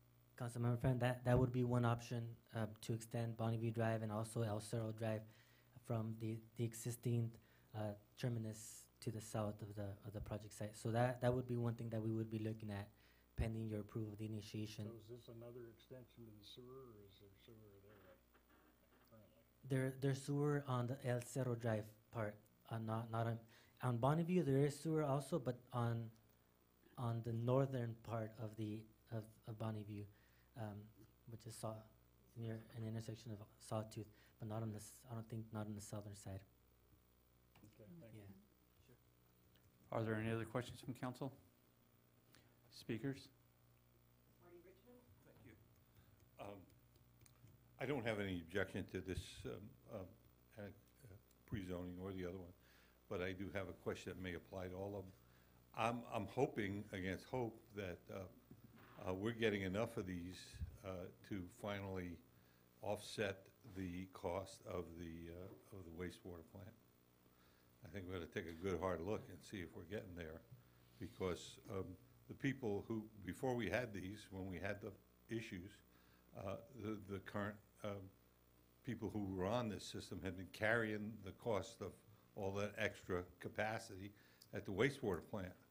And I would like to see the impact fees at least try to rationize and help those folks out by getting that price down. I mean, we've been carrying this thing for, I can't remember when we got finished, 3 years ago now, 4? I mean, we've been carrying this thing for a long time at a high rate, and it was always predicated on the fact that a lot of people were going to connect. Well, now it appears we're getting a lot of people to connect finally. So with that in mind, I'm hoping to knock that down. I understand that you have been stabilizing the rate somewhat, that it actually was going to go higher. But it would be nice to see that. The second thing, I would just want to make a general comment, and again, it's not any objection to this plan in particular, but just something to keep in mind. I hope with the cooperation of the Board of Supervisors that we get the tax sharing agreements. That's a nasty word, that is. The tax sharing agreements worked out correctly. And I'm not blaming the city, believe me, because it seems to me my time at the board, supervisor seems to me that they're not quite sure how it works, although they've been doing it for decades. So we have got this, it would be a pity with all this development going on if somebody woke up 5 years later or 10 years later and said, oh my God, we did it again, and the tax sharing agreement is a mess. And then we have all these people running into the county asking to be forgiven. And although I'm a forgiving person, I'd rather have the money than give them the forgiveness, okay? So we've had many cases of that. The people who are angry at the public who say, oh, the public demands that the impact fees go down. The same people who vote time after time to forgive everybody their impact fees. Well, if you forgive everybody your impact fees, it's kind of silly to worry about whether or not they're high or low if you're not going to collect them. So that's what they're doing with the taxes. So I think it's critical that your development planning department stick a little pin into the folks at the county and say, have you got this solved? Thank you for your time. Thank you very much. Are there any other speakers? Is there a motion from council? So move. Is there a second? Second. All in favor? Aye. Aye. Aye. Motion carries 5-0 vote. We'll move forward to item F6.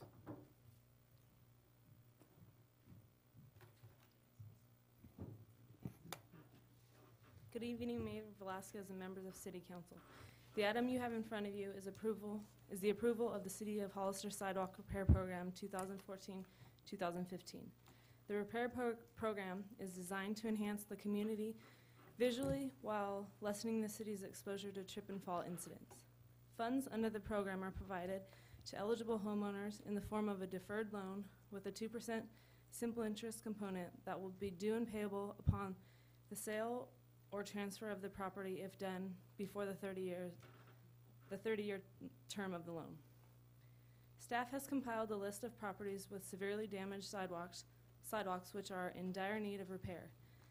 These homeowners with the largest sidewalk offsets will be offered assistance first, followed by less severely damaged properties on a first-come, first-served basis. The maximum assistance per property is $10,000 or the actual cost of the repairs, whichever is less. Homeowners will sign recorded documents that will act as liens on the home that promise they will pay the funds back if the property is sold or transferred before the maturity date. City of Hollister's Administrative Services Director has determined there are sufficient funds available for the program. Funds may only be used towards repairs to sidewalks, curbs, gutters, sidewalk tree removal, and stump grinding that is approved by city staff. City staff believes the sidewalk repair program will be viable for the next 6 to 7 years, at which point homeowners will be responsible for the repairs of their own sidewalks. At that point, there will be demands made by the city that dangerous and damaged sidewalks be repaired without city funding the projects, but staff believes there is a need for a transitional period. Staff recommends the City Council authorize the approval of the City Hollister Sidewalk Repair Program Guidelines 2014-2015 and a supplemental appropriation in the amount not to exceed $100,000. Thank you very much. Are there any questions from council? Is this, I'm sorry, I didn't see it in here, but is this a one, we're just looking at this as a one-time idea to kind of see how? Actually, what we're trying to goes, do or- is, as Tricia mentioned in the report, we're trying to get to a transitional period. We're going to use the next 6 or 7 years as that transitional period because we have been taking care of people's sidewalks. The city just can't afford to do that anymore. This is an opportunity for the city to help these people take care of their sidewalks, and then at some point, we have to essentially just cut it off. And then, as you are aware, the sidewalk in front of your house is your responsibility. I mean, let's be clear about that. And we need to be able to get to that point where we say it is your responsibility to fix. And I think that if we have 6 or 7 years to make that transition, I think that's reasonable. So. Okay, so currently, say we have a tripping hazard. Do we go out there and are they mandated to perform the work currently within a certain amount of No, time? yeah, no, or- well, under this program, or? No, under the current- existing Currently, what happens, probably 9 times out of 10, and Clay would probably be able to give you a better answer, is that we go out there and we do grinding. We tried to make the sidewalks less dangerous, quote unquote. But I don't know if Tricia has the list. We have a list of probably Yeah, 10,000 all kinds, locations in the city that we have trees that have uprooted, sidewalks and streets. So this program will allow the correction of both. Yeah. And ultimately, we'll get there. Yeah, I think one of the biggest issues that needs to be a priority in here also, and it may have to come at the expense of the city, is ADA compliance. I mean, that should be, number one, as a ex-skater, it was pretty annoying, but it wasn't like, oh my God, I need to skate. That's why we created ollies. Yeah. Okay, Mr. Big Shot. So, but when it comes to ADA compliance, I mean, that's huge. I mean, I ran into an issue in my district where there was a kid that was actually on his way to school.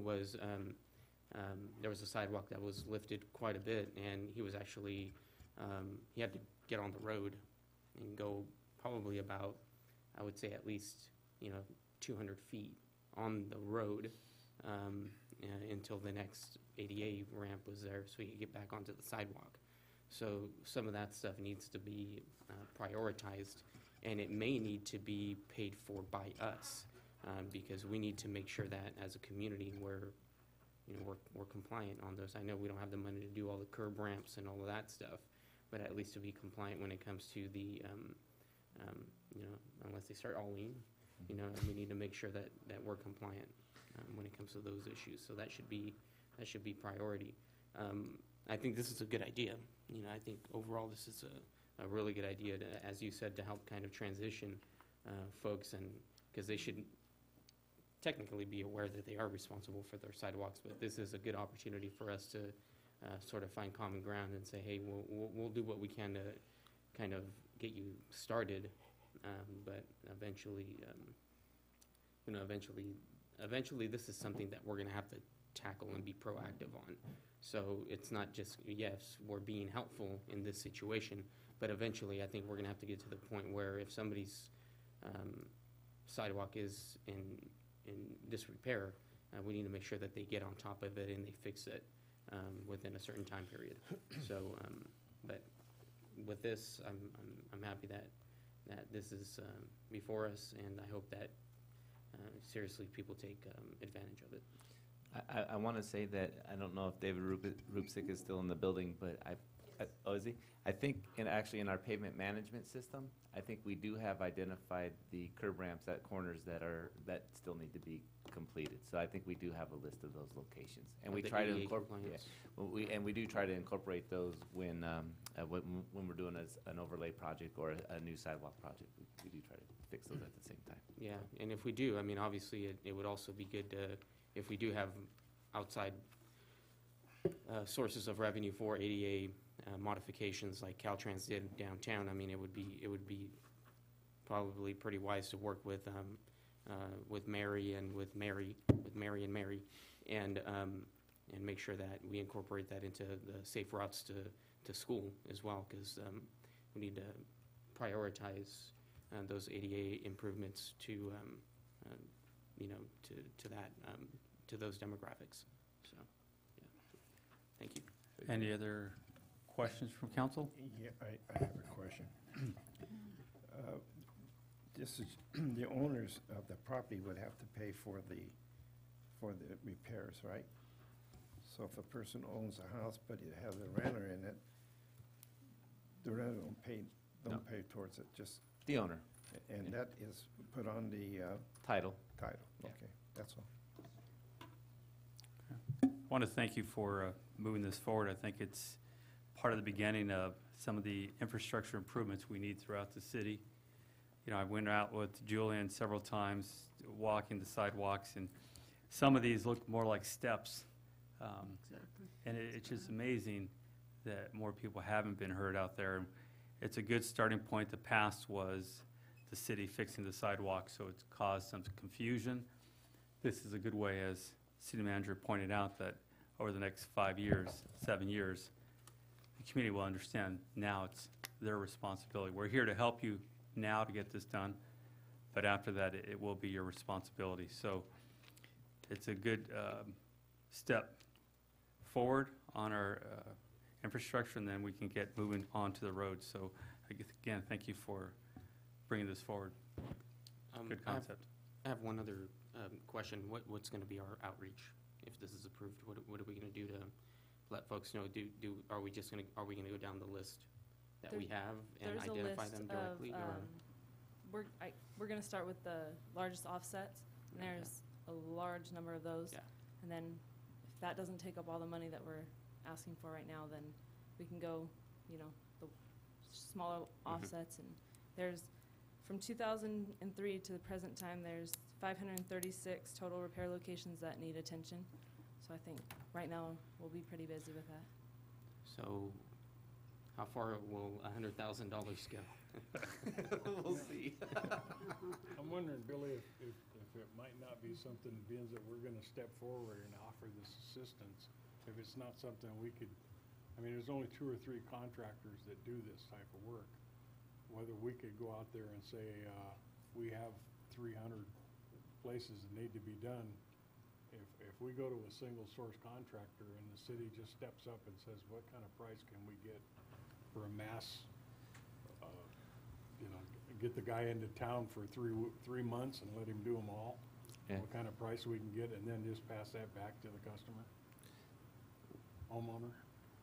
I think one of the things that, trying to be careful how I really want to say that, we've looked at that, and I think we're going to be coming, assuming everything goes well with CDBG monies that we have now, we're going to be coming back to you shortly with a public hearing and a project that's kind of similar to that, where we will be able to get one contractor, and it will be interesting to see what the price difference is per linear foot of sidewalk and curb gutter and stuff. So I think what we'd like to do is we'll start with this, kind of go down that path, and then when we have the CDBG money, which is going to be roughly $500,000, we'll see how that actually plays out. And if that ends up working better for us in the long run, then we can come back to the council and say, let's do a different type of program with a larger sum of money with more economy to scale type of situation.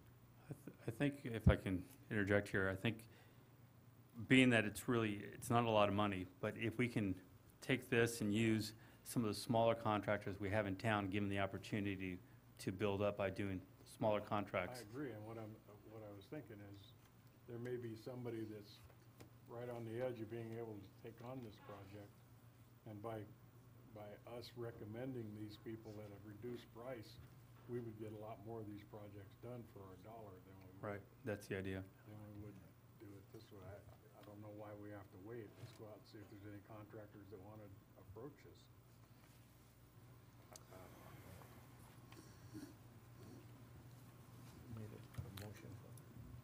Is there any other questions, or? No. No? Okay, is there a motion? So move. Second. Who is this? Councilmember Valdivia, second. All in favor? Aye. Aye. Motion carries 5-0 vote. Move forward to item G1, report from city council members regarding committees. Councilmember Friend, I have no committees to report. Councilmember Scatini, No committees to report at this time. Councilmember Valdivia, I'll pass. Councilmember Gomez. You know what? I left all my COG material in my car. Okay. But since Mary's here, no, I'm just we kidding. can wait while you Put it on the spot. We actually had a very light agenda this past Thursday, but I do want to once again thank Lisa Reinheimer for all of her work. Her last official day was on Friday, and I missed the cupcakes and cake and all that good stuff. But yeah, her last day was on Friday, and so Mary will be obviously assuming that role, not officially yet, but will be assuming that role for a while here. So,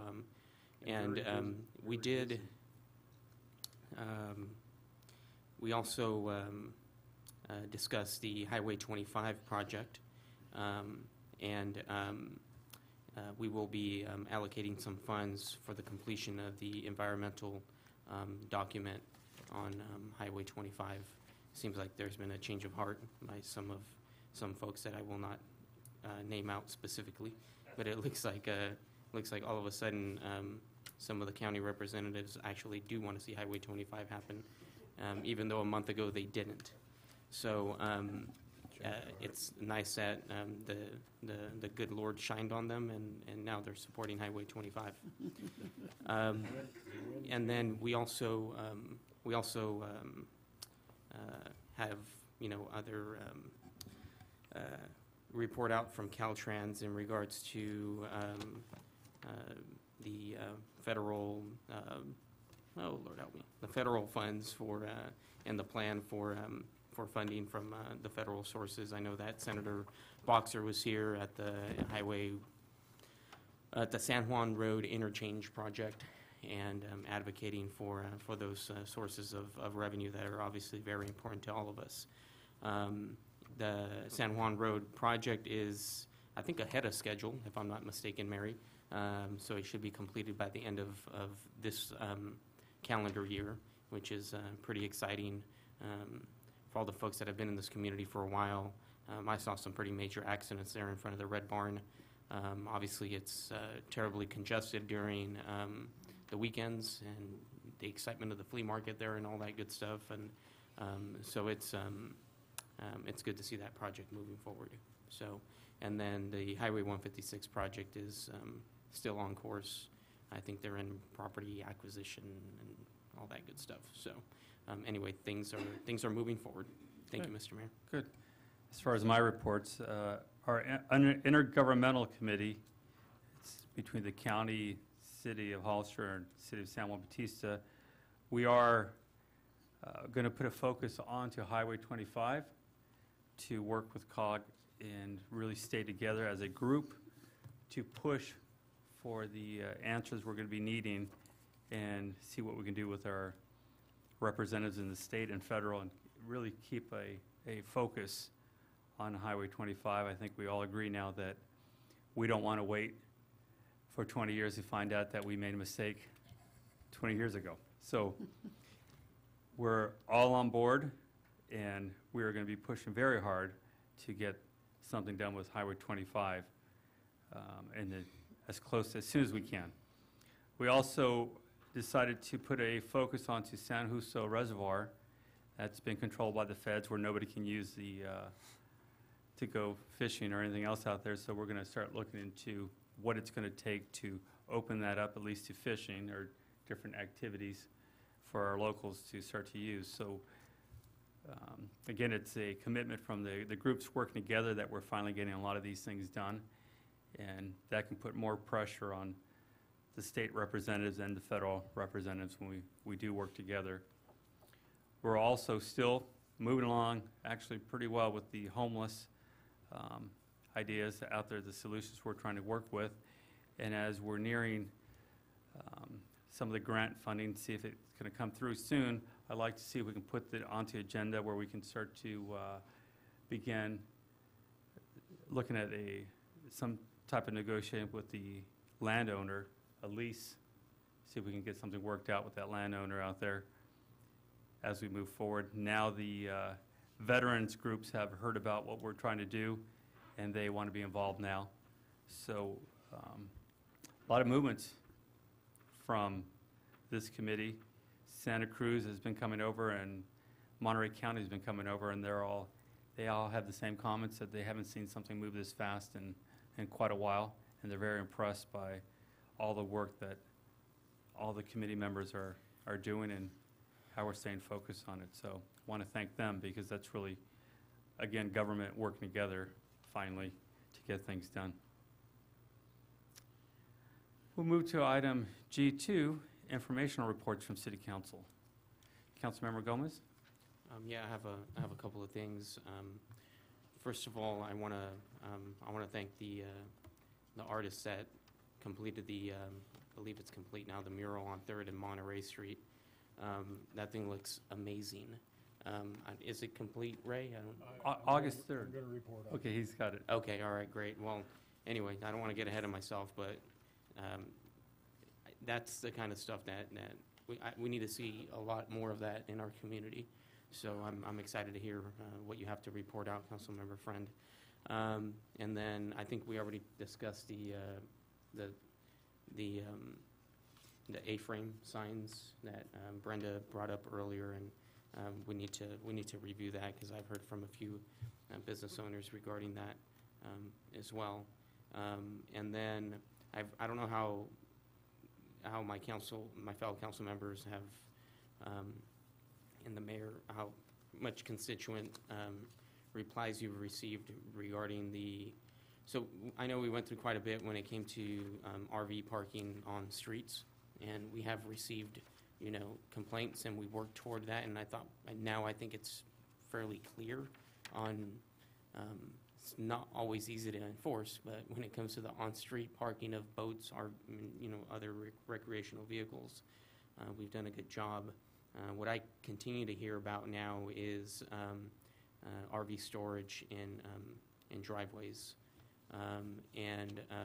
So I don't know if that's something that we could possibly, revisit and look into.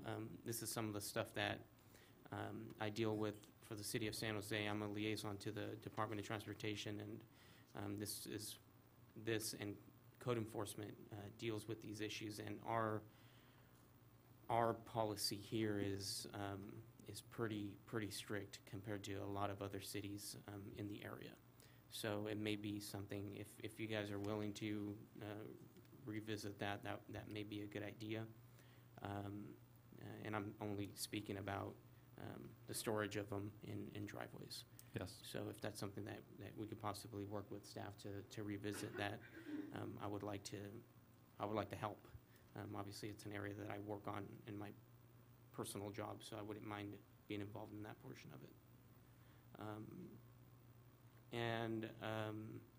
And then Ruth isn't here. She left already, but she may be watching on TV.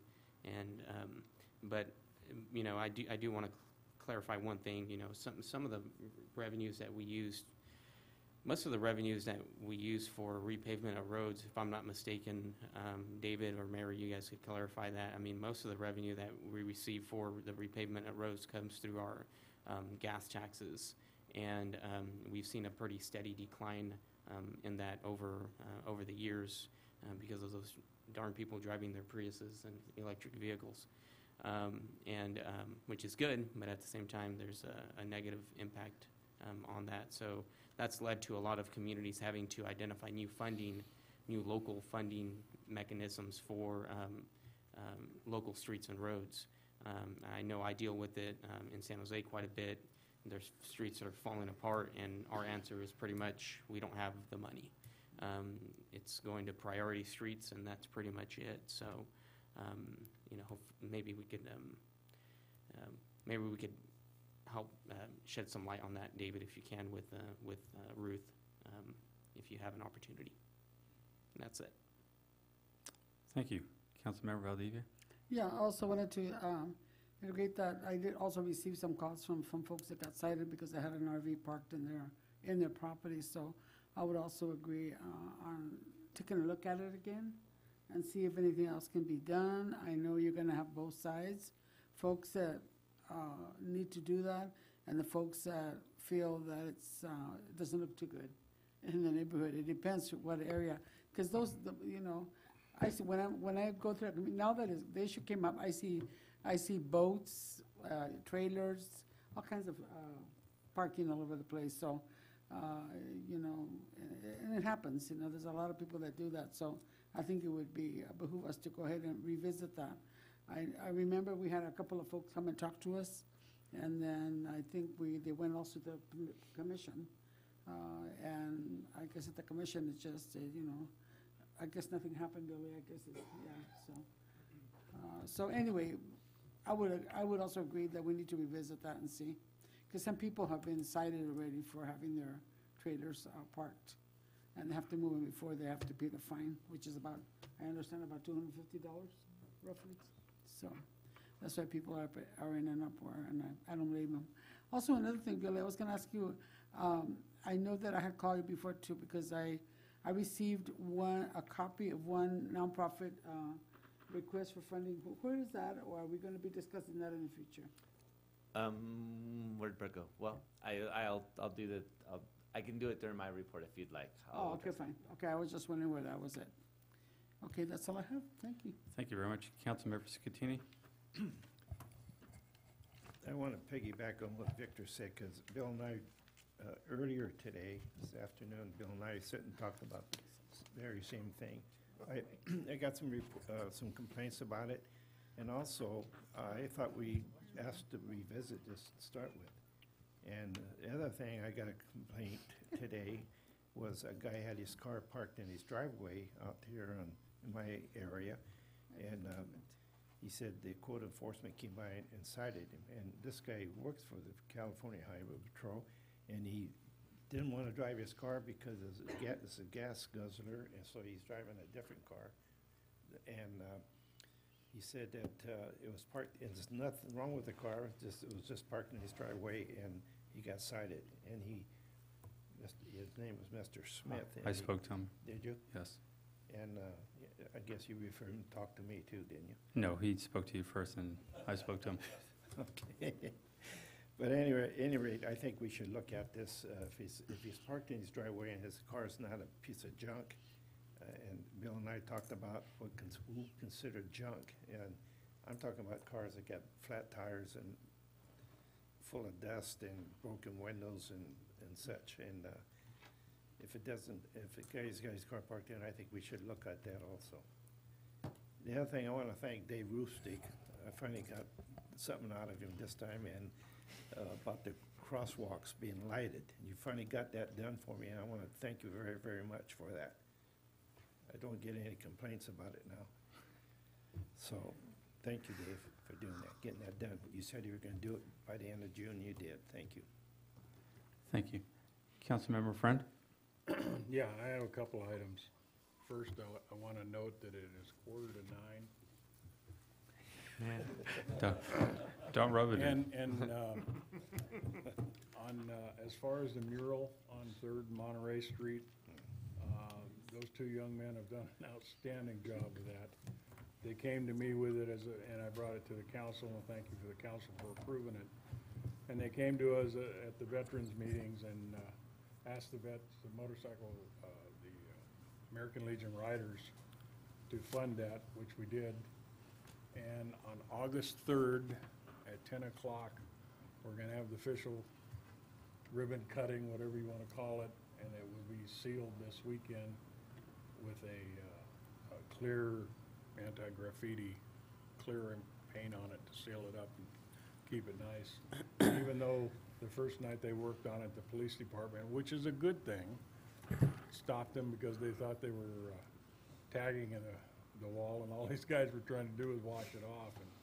And we forgot to notify the police department that we'd given those people permission to do that. So everybody was doing their job, and they understand, so they're happy with it. But the mayor and I went down and talked to them a couple days ago, and they, like Victor was saying, they have a lot of visions that they see places where they can do similar type of events, like up on Park Hill. There's a couple walls they looked at. There's a couple buildings that they're going to talk to the owners about. And I think, if you look at a couple other cities that we all know and love, they've done that quite extensively, and it's really, it really adds something to the community. It's pretty neat the way they do this. And I know that the vets really appreciate the mural that they've done completely, but they don't want to do all just the veteran style type of memorial style. They want to do pastoral scenes and stuff on things. And they will be coming to the city. The mayor and I advised them to come to the city with a plan, show us their plan, and then we'll worry about, there's a lot of groups out there that are willing to help fund those people and to get them what they need. They donated the time. All we bought them was the materials, so they did an outstanding job. I believe there was 2 main artists, and I believe they had a couple friends of theirs helping them out there. So there was about 5 people that actually worked on that. it really shows that when people have a good idea and we back them up, that's all we got to do is buy the material and turn them loose, and they can really create some amazing things. So thank you for the city council for approving that. The second thing I wanted to mention is we've had a couple events since the last time we got together, one being the street festival, which I believe was one of the best we've had. I think I was parking cars and helping judge, and we had about 350 cars this year. I mean, we were parking them until 10 o'clock. Every available spot that we had earmarked for cars they were cars there. And when you consider how well it went off, when in Watsonville they had a car show, and in Santa Cruz they had a car show on the same day, and we were still able to attract 350 people. I think that says a lot for what the effort that Brenda puts out on and doing that. And we had about 30 volunteers, I believe it was, work this year. At least that many, and it was really a great time. It was a fun time, I think, by everybody. The third thing I want to talk about real briefly is the rally. The rally went off, I believe, just perfectly. I mean, we up until the last 2 hours of the rally, we had just minor little incidents happening, and I had nothing but compliments from everybody who was there about how the police did their job, and that nobody felt uncomfortable with them around. I watched them, I observed them. They were very professional. They didn't hassle anybody. If they wanted to talk to somebody, they took them aside, talked to them. The biggest one I saw was the knives hanging on people's belts. A couple times I saw people, and instead of hassling these people, they just asked them to put them in their pockets, take them out of sight. So it was very well done. I wanted to congratulate the chief and the emergency medical people. We had a couple incidents, and they were right on top of it. It was excellent response. On the other hand, I spent 2 days, a very embarrassing 2 days, standing in front of the Vets Hall trying to explain to several hundred, and you saw by the petition that Joe brought up, several hundred vets that were just a little upset that they couldn't get into the building, that they felt that they, had a part. As a veteran, they should have been able to go in that building, and we had to turn them loose. We had to turn them away. Some of them couldn't get their families. They wanted to buy food from the veterans. They couldn't even take their families around to get the food from the veterans. So I think, Billy, we're going to negotiate a better deal next year. I think it's real clear. We don't want the reputation going out there that the promoter and the city are not helping the vets when we put that thing on. And I think we're gonna settle this early this year, so we're not 2 weeks away from the rally when we finally settle it. Nobody's happy with it. So, but overall, the rally went off very well, and I believe we were at about 125,000 people. The last I heard.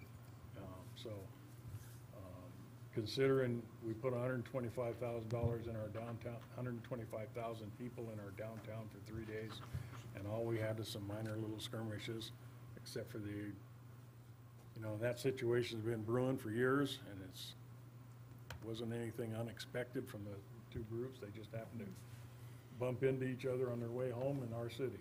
So, other than that, that's all I have. Thank you. I too want to congratulate the police department, fire department over the rally. You guys did a great job. It was amazingly organized the way you guys handled your jobs out there, and I heard a lot of that from people visiting, so that was good to hear. The mural, I'm really proud of Jeremy and Philip, right, Ray? That's great. Yes. And these guys, so many people will say what the city won't do or allow them to do. These guys came to Ray with the idea of a mural, the idea of how to pay for the mural, asked if they can do the mural, and within a month it was almost complete. So we're here to work with the community. Just follow those simple steps of create the idea, find the sponsorship, find your local representative. We're all for it. And they did it perfectly. It's, as Ray said, August 3rd, 10 in the morning, they'll do the unveiling of the mural. So that was a big thanks to them. Congratulations to the fire department for another grant of $300,000 for the breathing apparatus. That's, you know, you're on a roll with those grants and keeping our guys safe out there, so we're pretty excited about that. Now, I know Ruth left earlier. As far as road repairs, we're going to be doing another test on a road near McCarthy Park using some new equipment on July 27th, I believe it is. And if it works, that will save quite a bit of money, which will allow us to do quite a bit more roads. Now, I'm a big believer, if we don't have the tax money, we need to get our budget in order, so we take those funds out of the general fund eventually.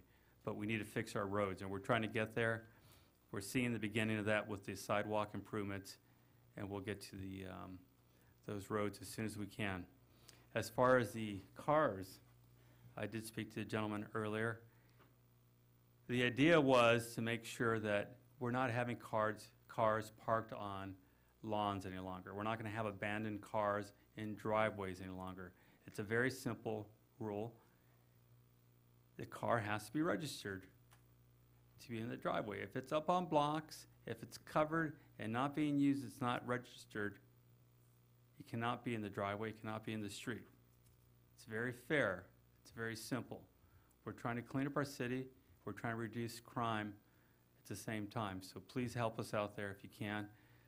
Councilmember Gomez talked about the RV. We'll deal with that part of it as we move forward with some of those ideas. I'm looking forward to hear that.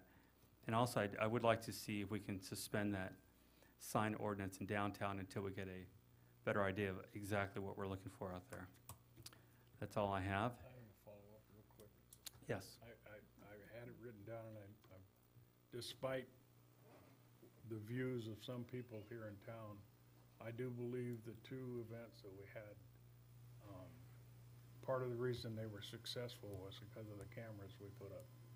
I think the reason the incident happened out at the gas station and it didn't happen downtown was because those people felt that they were being watched by cameras and couldn't carry the weapons with them downtown.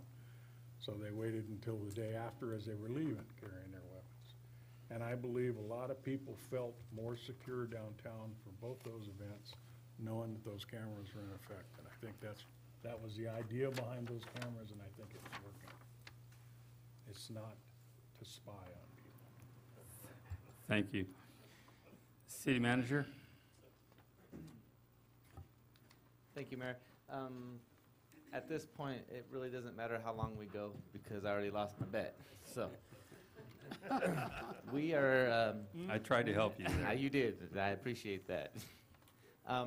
With regards to the nonprofit organizations and the budget process, my suggestion is that the council, probably at their next meeting, select 2 committee members that come up with a process or a committee to go through and evaluate the requests from nonprofits. And like last year, if Brett can correct me if I'm wrong, we did that at mid-year.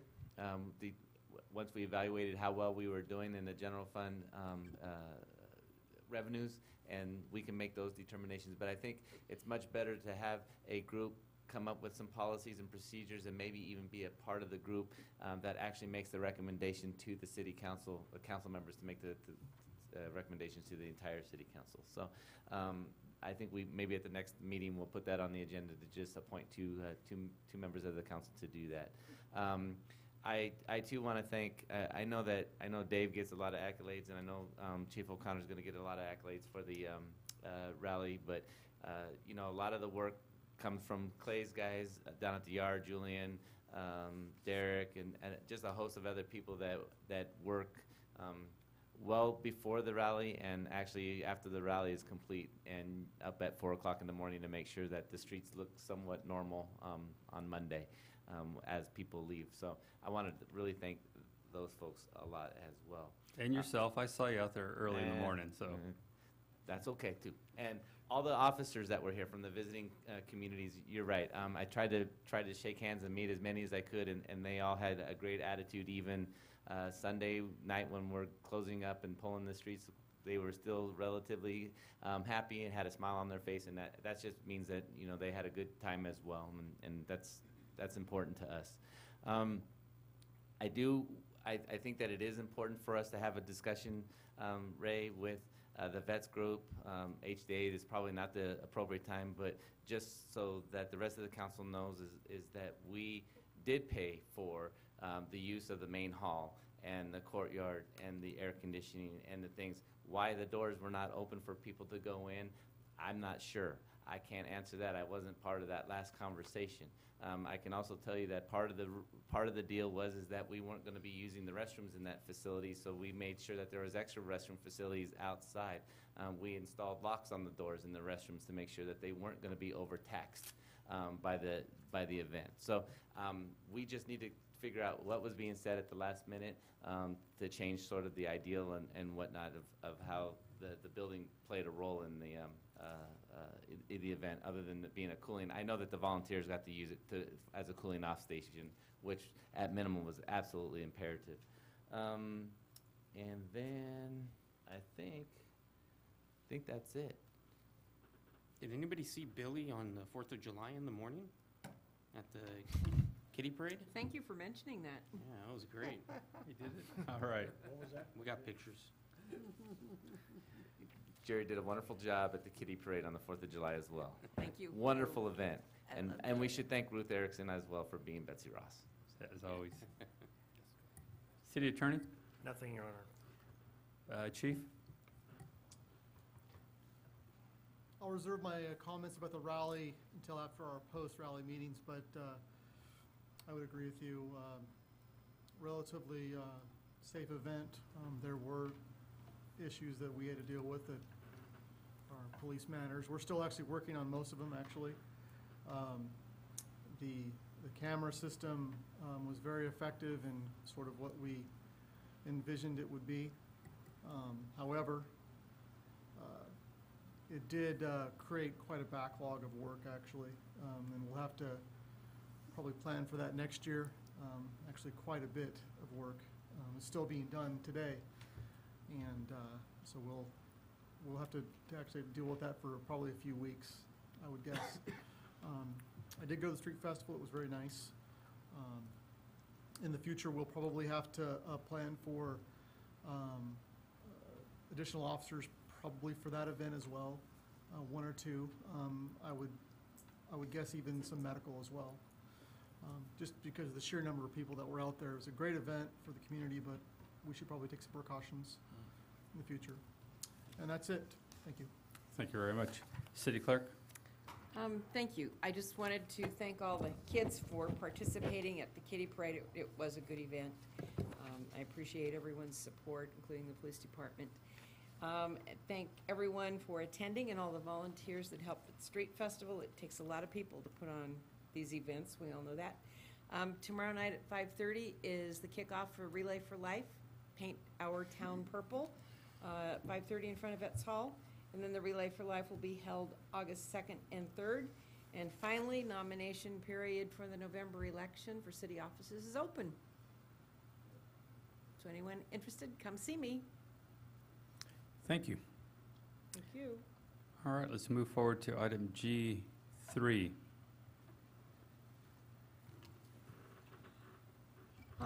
We received actually all the applications from existing commissioners whose terms expired June 30th. They automatically continue in their positions until a time of replacement or reappointment. And so, actually, I noticed Planning Commission, we have Gabriel Torres in District 5. We no longer have District 5. It's District 4. And then districts 1, 3 as well. And then the two applicants for their expiring terms on the Parks and Rec Commission. So at this time, we just need the council members from districts 1, 3, and 4 to make their reappointments or I'd like to make pull a name out of the hat. my reappointment of Carol Lenore. Okay. Is there a second? All in favor? Aye. Aye. Aye. And I'll be reappointing Gabriel Torres to District 4, Planning Commission. Is that 4 or 5? It says. It's 4. It's It my is finger was on the wrong key. Okay. Okay, there's a motion. Is there a second? I'll second that. All in favor? Aye. Aye. Aye. Motion carries 5-0 vote. Then And we, Councilmember Valdivia. Okay, and that's, Mr. Harvey. Greg, Harvey? Yes. Okay, I'll go ahead and, recommend Greg Harvey. Is there a motion, then a second? Second. All in favor? Aye. Motion carries 5-0 vote. Thank you. Now we'll move on to the parks. And that's Correct. the mayoral appointment for that, the two on Parks and Rec. Okay. I'd like to reappoint both Ms. Miller and Mr. Cutts. I'll make a motion. Recommendation for those two? Yes. I'll second that. All in favor? Aye. Aye. Motion carries Thank 5-0 you. vote. Thank you very much. Now G4. I apologize. I thought we were going to do this next on August 4th, but we're ready to go now. So Let's go now. Yeah, we're already here. We might as well keep yeah, Thank you. Take- This is I said 3 minutes. Now take 3 hours. this is a report item. We received, as Bill said earlier this evening, an environmental justice transportation planning grant from Caltrans. We were encouraged to apply by the Council of Governments. Mary Gilbert was, I think, instrumental in us securing the grant, and they are a partner for this endeavor. We hired Nelson Nygaard Associates to prepare a complete streets plan for us. Zabe Bent here from the firm is going to make the presentation, and she'll explain more about complete streets. Just wanted to explain that because it's an environmental justice grant, we tried to reach disadvantaged communities, so we contracted with the Youth Alliance, and the youth conducted a door-to-door survey in September. If the council would like, the youth can come and talk about their findings from that survey at a future meeting. Also, we had 3 community workshops. The first was in September. During that workshop, there was a walking audit of the corridor, and then we also had a series of stakeholder subgroup meetings. And so, again, this is Zabe Bent, and she's going to introduce to you our draft report, Complete Streets Plan. We have a clicker.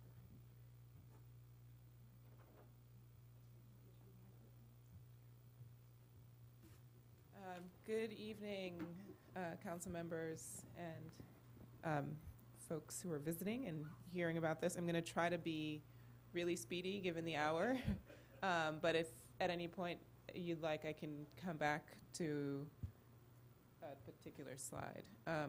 If this works, I will stand here. Okay. So just to be clear on what the study area is, we looked at Nash, Tres Pinos, Sunny Slope Road, and also McCrae Street. So McCrae is south of South Street. No, I always get this wrong. West of South Street.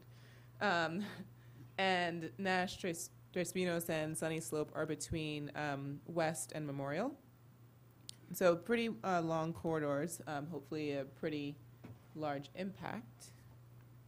There we go. So just to be clear on what a complete street is, streets tend to be designed for a particular user in mind. And a lot of times what happens is we tend to, as traffic engineers, want to maximize the efficiency for cars and forget about other users of the street. So complete streets is a new movement that's essentially trying to return the use of the street to make a safe, comfortable, and convenient environment for people who are traveling by car, by foot, by bike, or by transit. So here's an example of a complete street, if I can, there we go. So here is, again, a traditional street that a traffic engineer might sort of focus on the efficiency of, but you can imagine that this is not the most enticing environment for a pedestrian. And so one thing you might find is that first you start to include some street treatments on the sidewalks to really have a sidewalk environment, to include buffers between fast-moving cars and pedestrians, a median refuge for folks who are crossing the street, and lighting and greenscape. You might include, as again, as part of the buffer, some parking so that people are not exposed directly to the traffic. And then more landscaping and start to create a sort of a street character that is more appealing to cyclists and pedestrians. Some traffic calming perhaps, which that's a lovely traffic circle in the back there.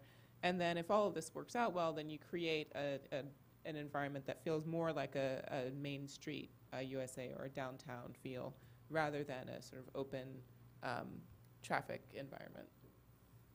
So I won't talk too much about this because Mary already mentioned some of the stakeholder and public outreach events that we hosted. But here we have an example of some of the advisory and stakeholder group meetings that were held in several series here in town, and then public workshops and also a walking audit so that folks who live in the neighborhood could walk the corridors with us and hear some of the observations that we had and also give us some of their own experiences walking and driving or cycling in the corridor. This is just an example of some of the outreach and comments that we received from people. We actually went through and asked people to put dots or comments directly on the maps. There are a wide variety of different comments in terms of missing sidewalks, driveways that have impacts on pedestrians as they walk or create conflicts, and the presence or lack of bike lanes in some key areas, or conflicts with students who are trying to get to school, whether they're school age or high school or what have you. So here are just some examples of the top ranked improvements. We also conducted a survey and asked people to rank improvements between 1 and 5. These are the ones that ranked 4 or above. And it's pretty clear that people want to see a more pedestrian-friendly environment, a more bicycle-friendly environment. And a goal then is for our team to figure out how can we do that without impacting cars or drivers as they're trying to get on their way as well. So we use that feedback to develop some design concepts. The tools have a range. Obviously, there are policies and sort of how you organize the street, the infrastructure, and how you design the street and build out that street. And then technology doesn't necessarily have to mean taking away lanes or adding actual physical infrastructure and the cost there, but it could be signal timing changes or improvements. So here's an overview of improvements on Nash, Tres Pinos, and Sunny Slope. Here we have a corridor map essentially, and we looked at installing bike lanes with buffers where we could find the room.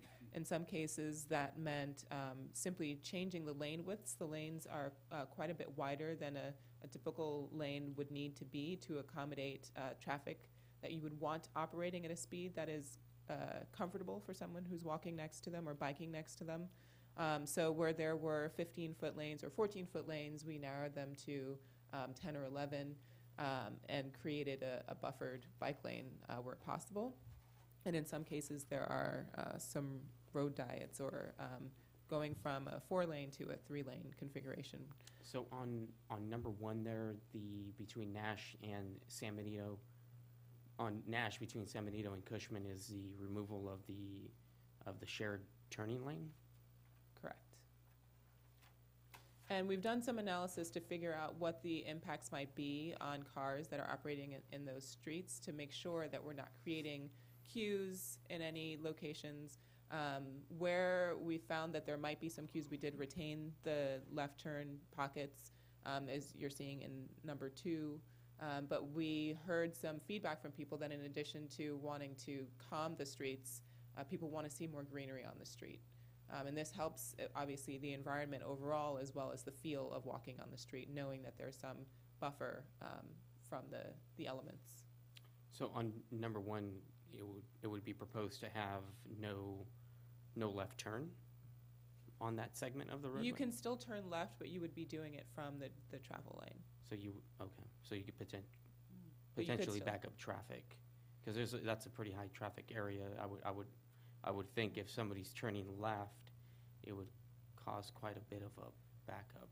So it depends on the location. We found that there are only a few locations where there might be some potential impacts, but because of the way that it's configured and because there are other opportunities to turn left, we don't anticipate that there would be a huge impact.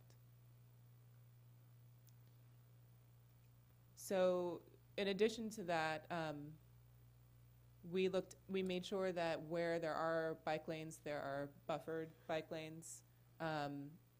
The buffer provides a little bit of protection from people who are traveling on the streets.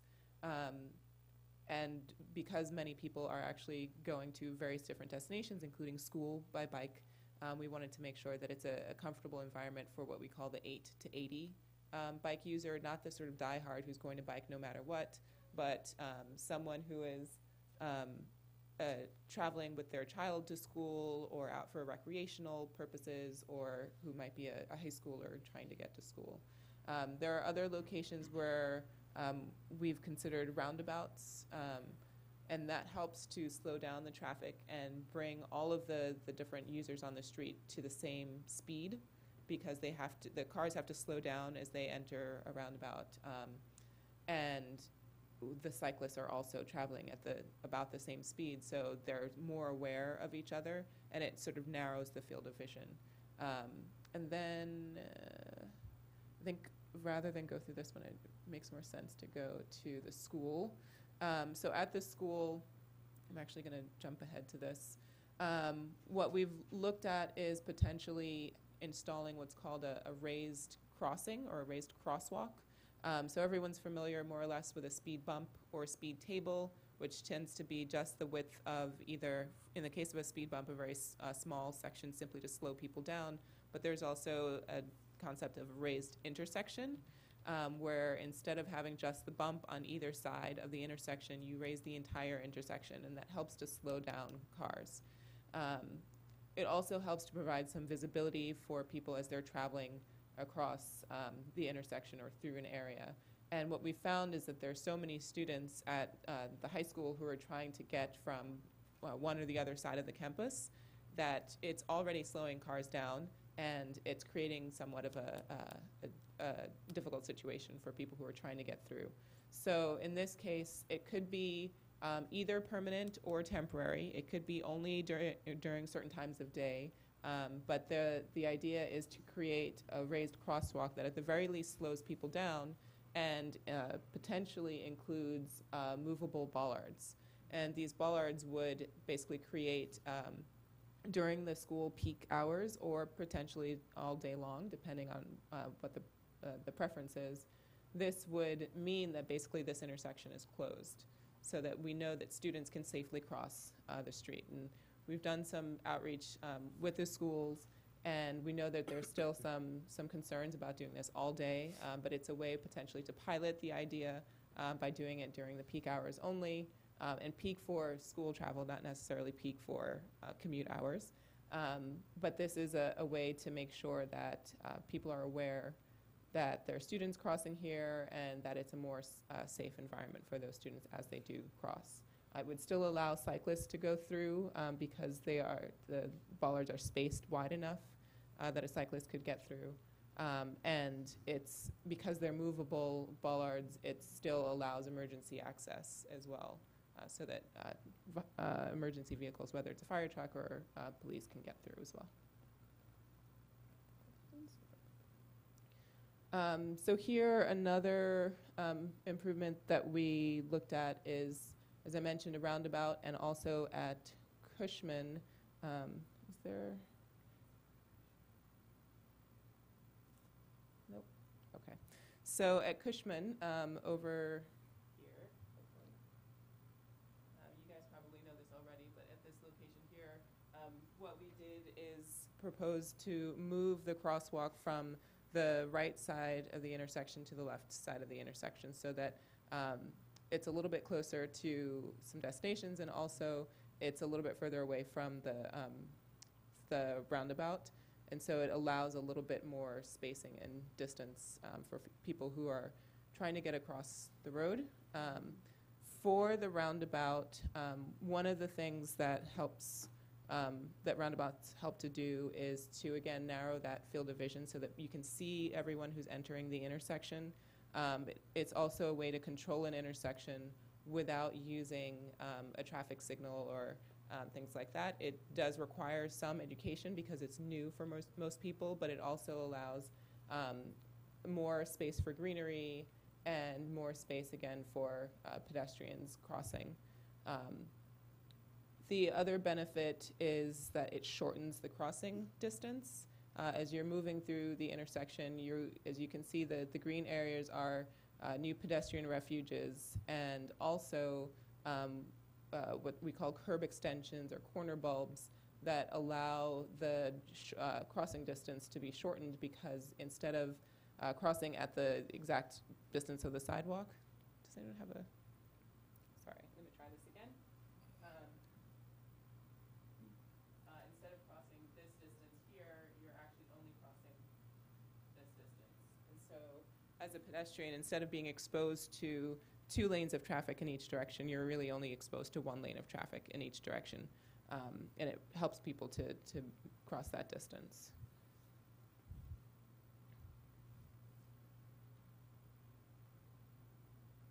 So this is a second intersection with a roundabout. This one was a little bit more complicated because it is a 2-lane roundabout, at least on Tres Pinos. And so here, again, it allows people to slow down as they enter the intersection and slow down to the same distance as a cyclist, as well as to be more cognizant of the pedestrians in the intersection. There are actual markings on the road. Those markings that you see, the white stripes, are actually, we would propose to actually paint them on the road so that people are aware of how to use the roundabout, and there would need to be some education beyond that. But again, it narrows the crossing distance and raises the visibility of both the pedestrian and the cars and the cyclists as they move through the intersection. Here, as you can see, the bicycle lanes are dropped as you enter the intersection because it is a 2-lane roundabout. What we've done is, as you enter the intersection, or as you approach the intersection, there are these channels. As you look on Tres Pinos coming in this direction, in the western direction, you can see that there's a little angle that goes up onto the sidewalk. It's actually a multi-use path. It goes up a little bit so the cyclists can go there if they don't feel comfortable entering the intersection or entering the roundabout in the lane of travel. And then they can dip down again as they get closer to the roundabout. So moving on to McRae, we had a lot of feedback from folks on McRae, and particularly in the sections that are closer to the southeast of the corridor as you approach the playing fields, and also where Prospect and McRae are running together. People felt like there was a pretty short distance between 2 streets, and did we actually need to maintain those 2 streets? And what are the safe ways to use that space? What we've done is look at a new multi-use path that runs along McRae, and in the section where there isn't a sidewalk on the northeast side of the street, we found ways to incorporate a new sidewalk. And then also, thank you. And then also looked at roundabouts towards, again, the southeast section at Park and at Gibbs, and thank you very much. And figuring out a way to realign that street that's there, because it seems to end somewhat in a cul-de-sac as you approach the Walgreens site, and so we looked at that location as well. So here is McRae between Gibson and Park. So here there's 2 roundabouts, both single-lane roundabouts, which tend to be easier for people to navigate, and the multi-use path that runs starting in the sort of center of the green space to the north, and then continuing through all the way between the playing fields and the parking area. and then incorporating a new street that is actually clearly designed and clearly defined and separate from that parking area, and ending in, again, the roundabout as you approach the Walgreens site. One of the things that this does is clearly define the parking area from the roadway, and then also with the roadway, moving it somewhat west allows there to be a little bit more developable space for the site owner at that particular location. I'm going to keep moving along. If we focus in this area, the wider spaces, the wider gray spaces, is this multi-use path. And as you can see, it allows maintaining the access to the existing development site, but still clearly defining what the traveler or the driver's path is through this area, and making it clear that the parking lot is actually not the path that a driver should use, but instead directing them to the roadway. The other thing I should mention is that the roadway is designed so that it's 2 lanes in each direction, but it still has parking on the northern side, so that it, again, separates the roadway from the parking facility for the playing fields. So here, moving north at Park, this is another single lane roundabout, and it's designed in a way it's a little bit larger because the intersection is a little bit larger, but it allows direct access to this linear park that I'll describe in just a second. But it also maintains a mid-block crossing, which is something that we heard pretty strongly from people, that the opportunities to cross different locations is pretty long. And so creating a mid-block crossing at the playing field so that people can get across the street, potentially connecting or preserving the option to connect to the development site once it does move forward, was also important. So here is looking at Prospect Avenue. And again, one of the bits of feedback that we heard was that it didn't seem reasonable to have both Prospect and McRae running so close to each other, and wanting to find a location where they could connect.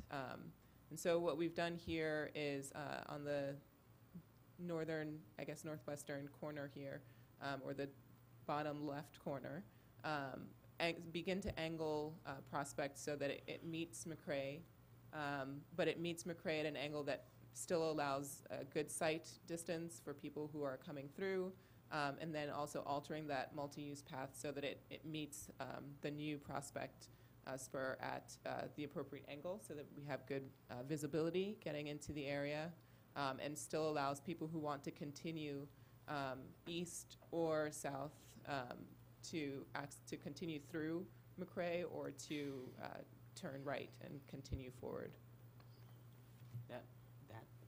The Yeah. site, the line site coming out of, I'm sorry, what road is that? I don't remember.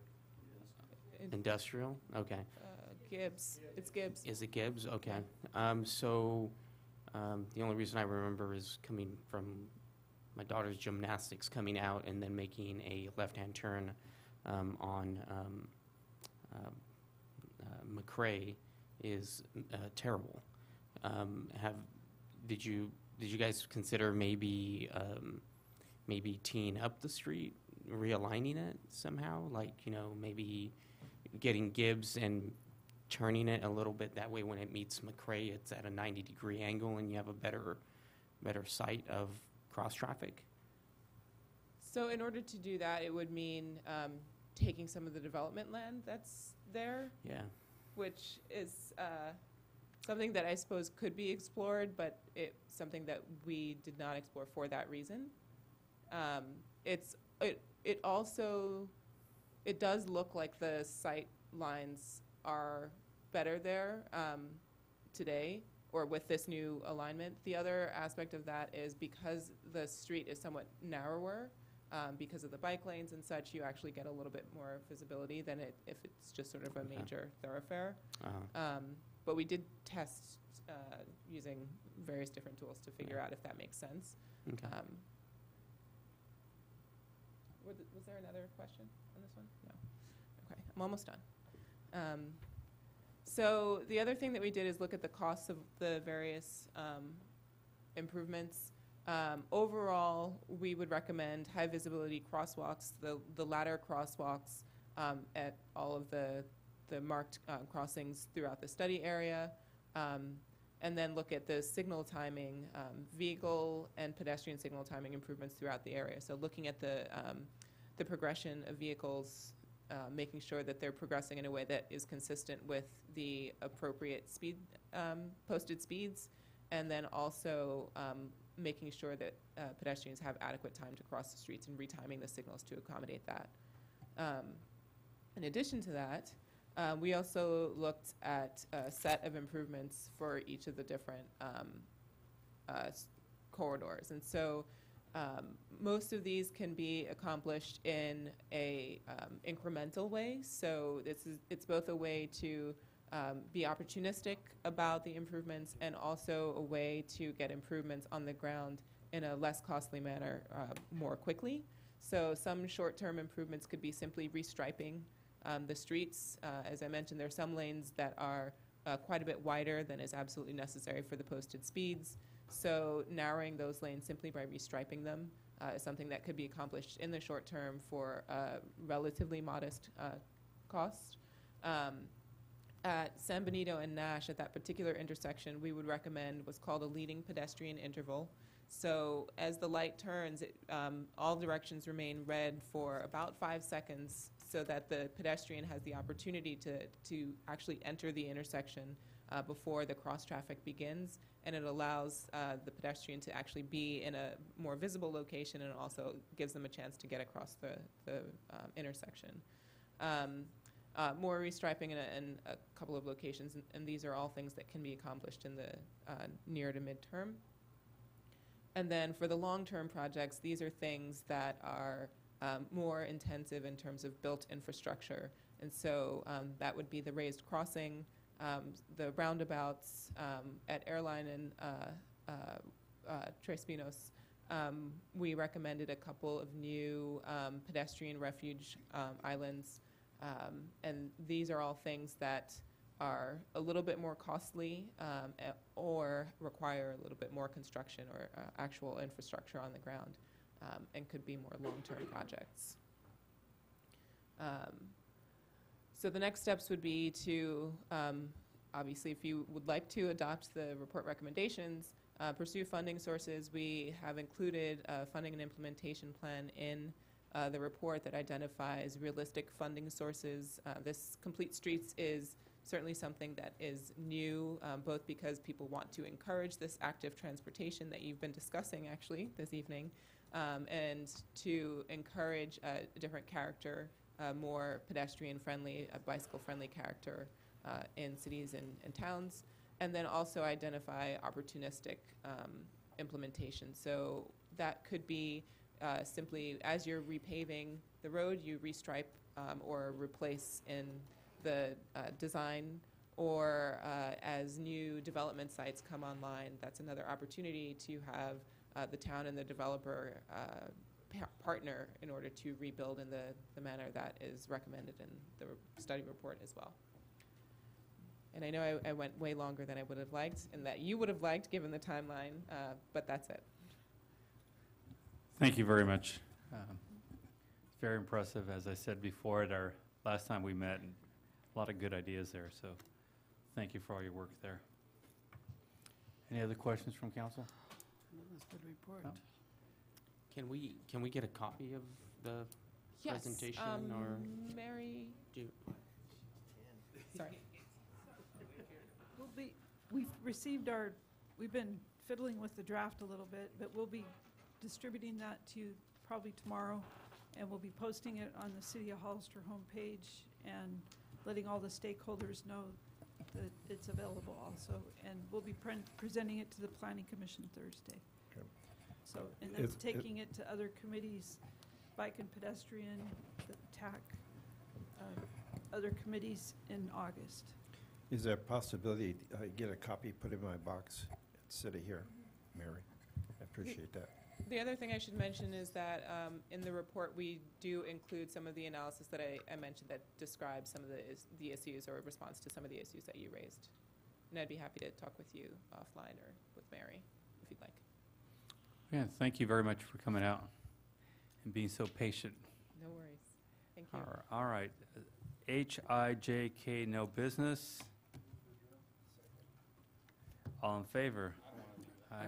Motion carries, 5-0 vote. Thank you very much. Bill, you lost.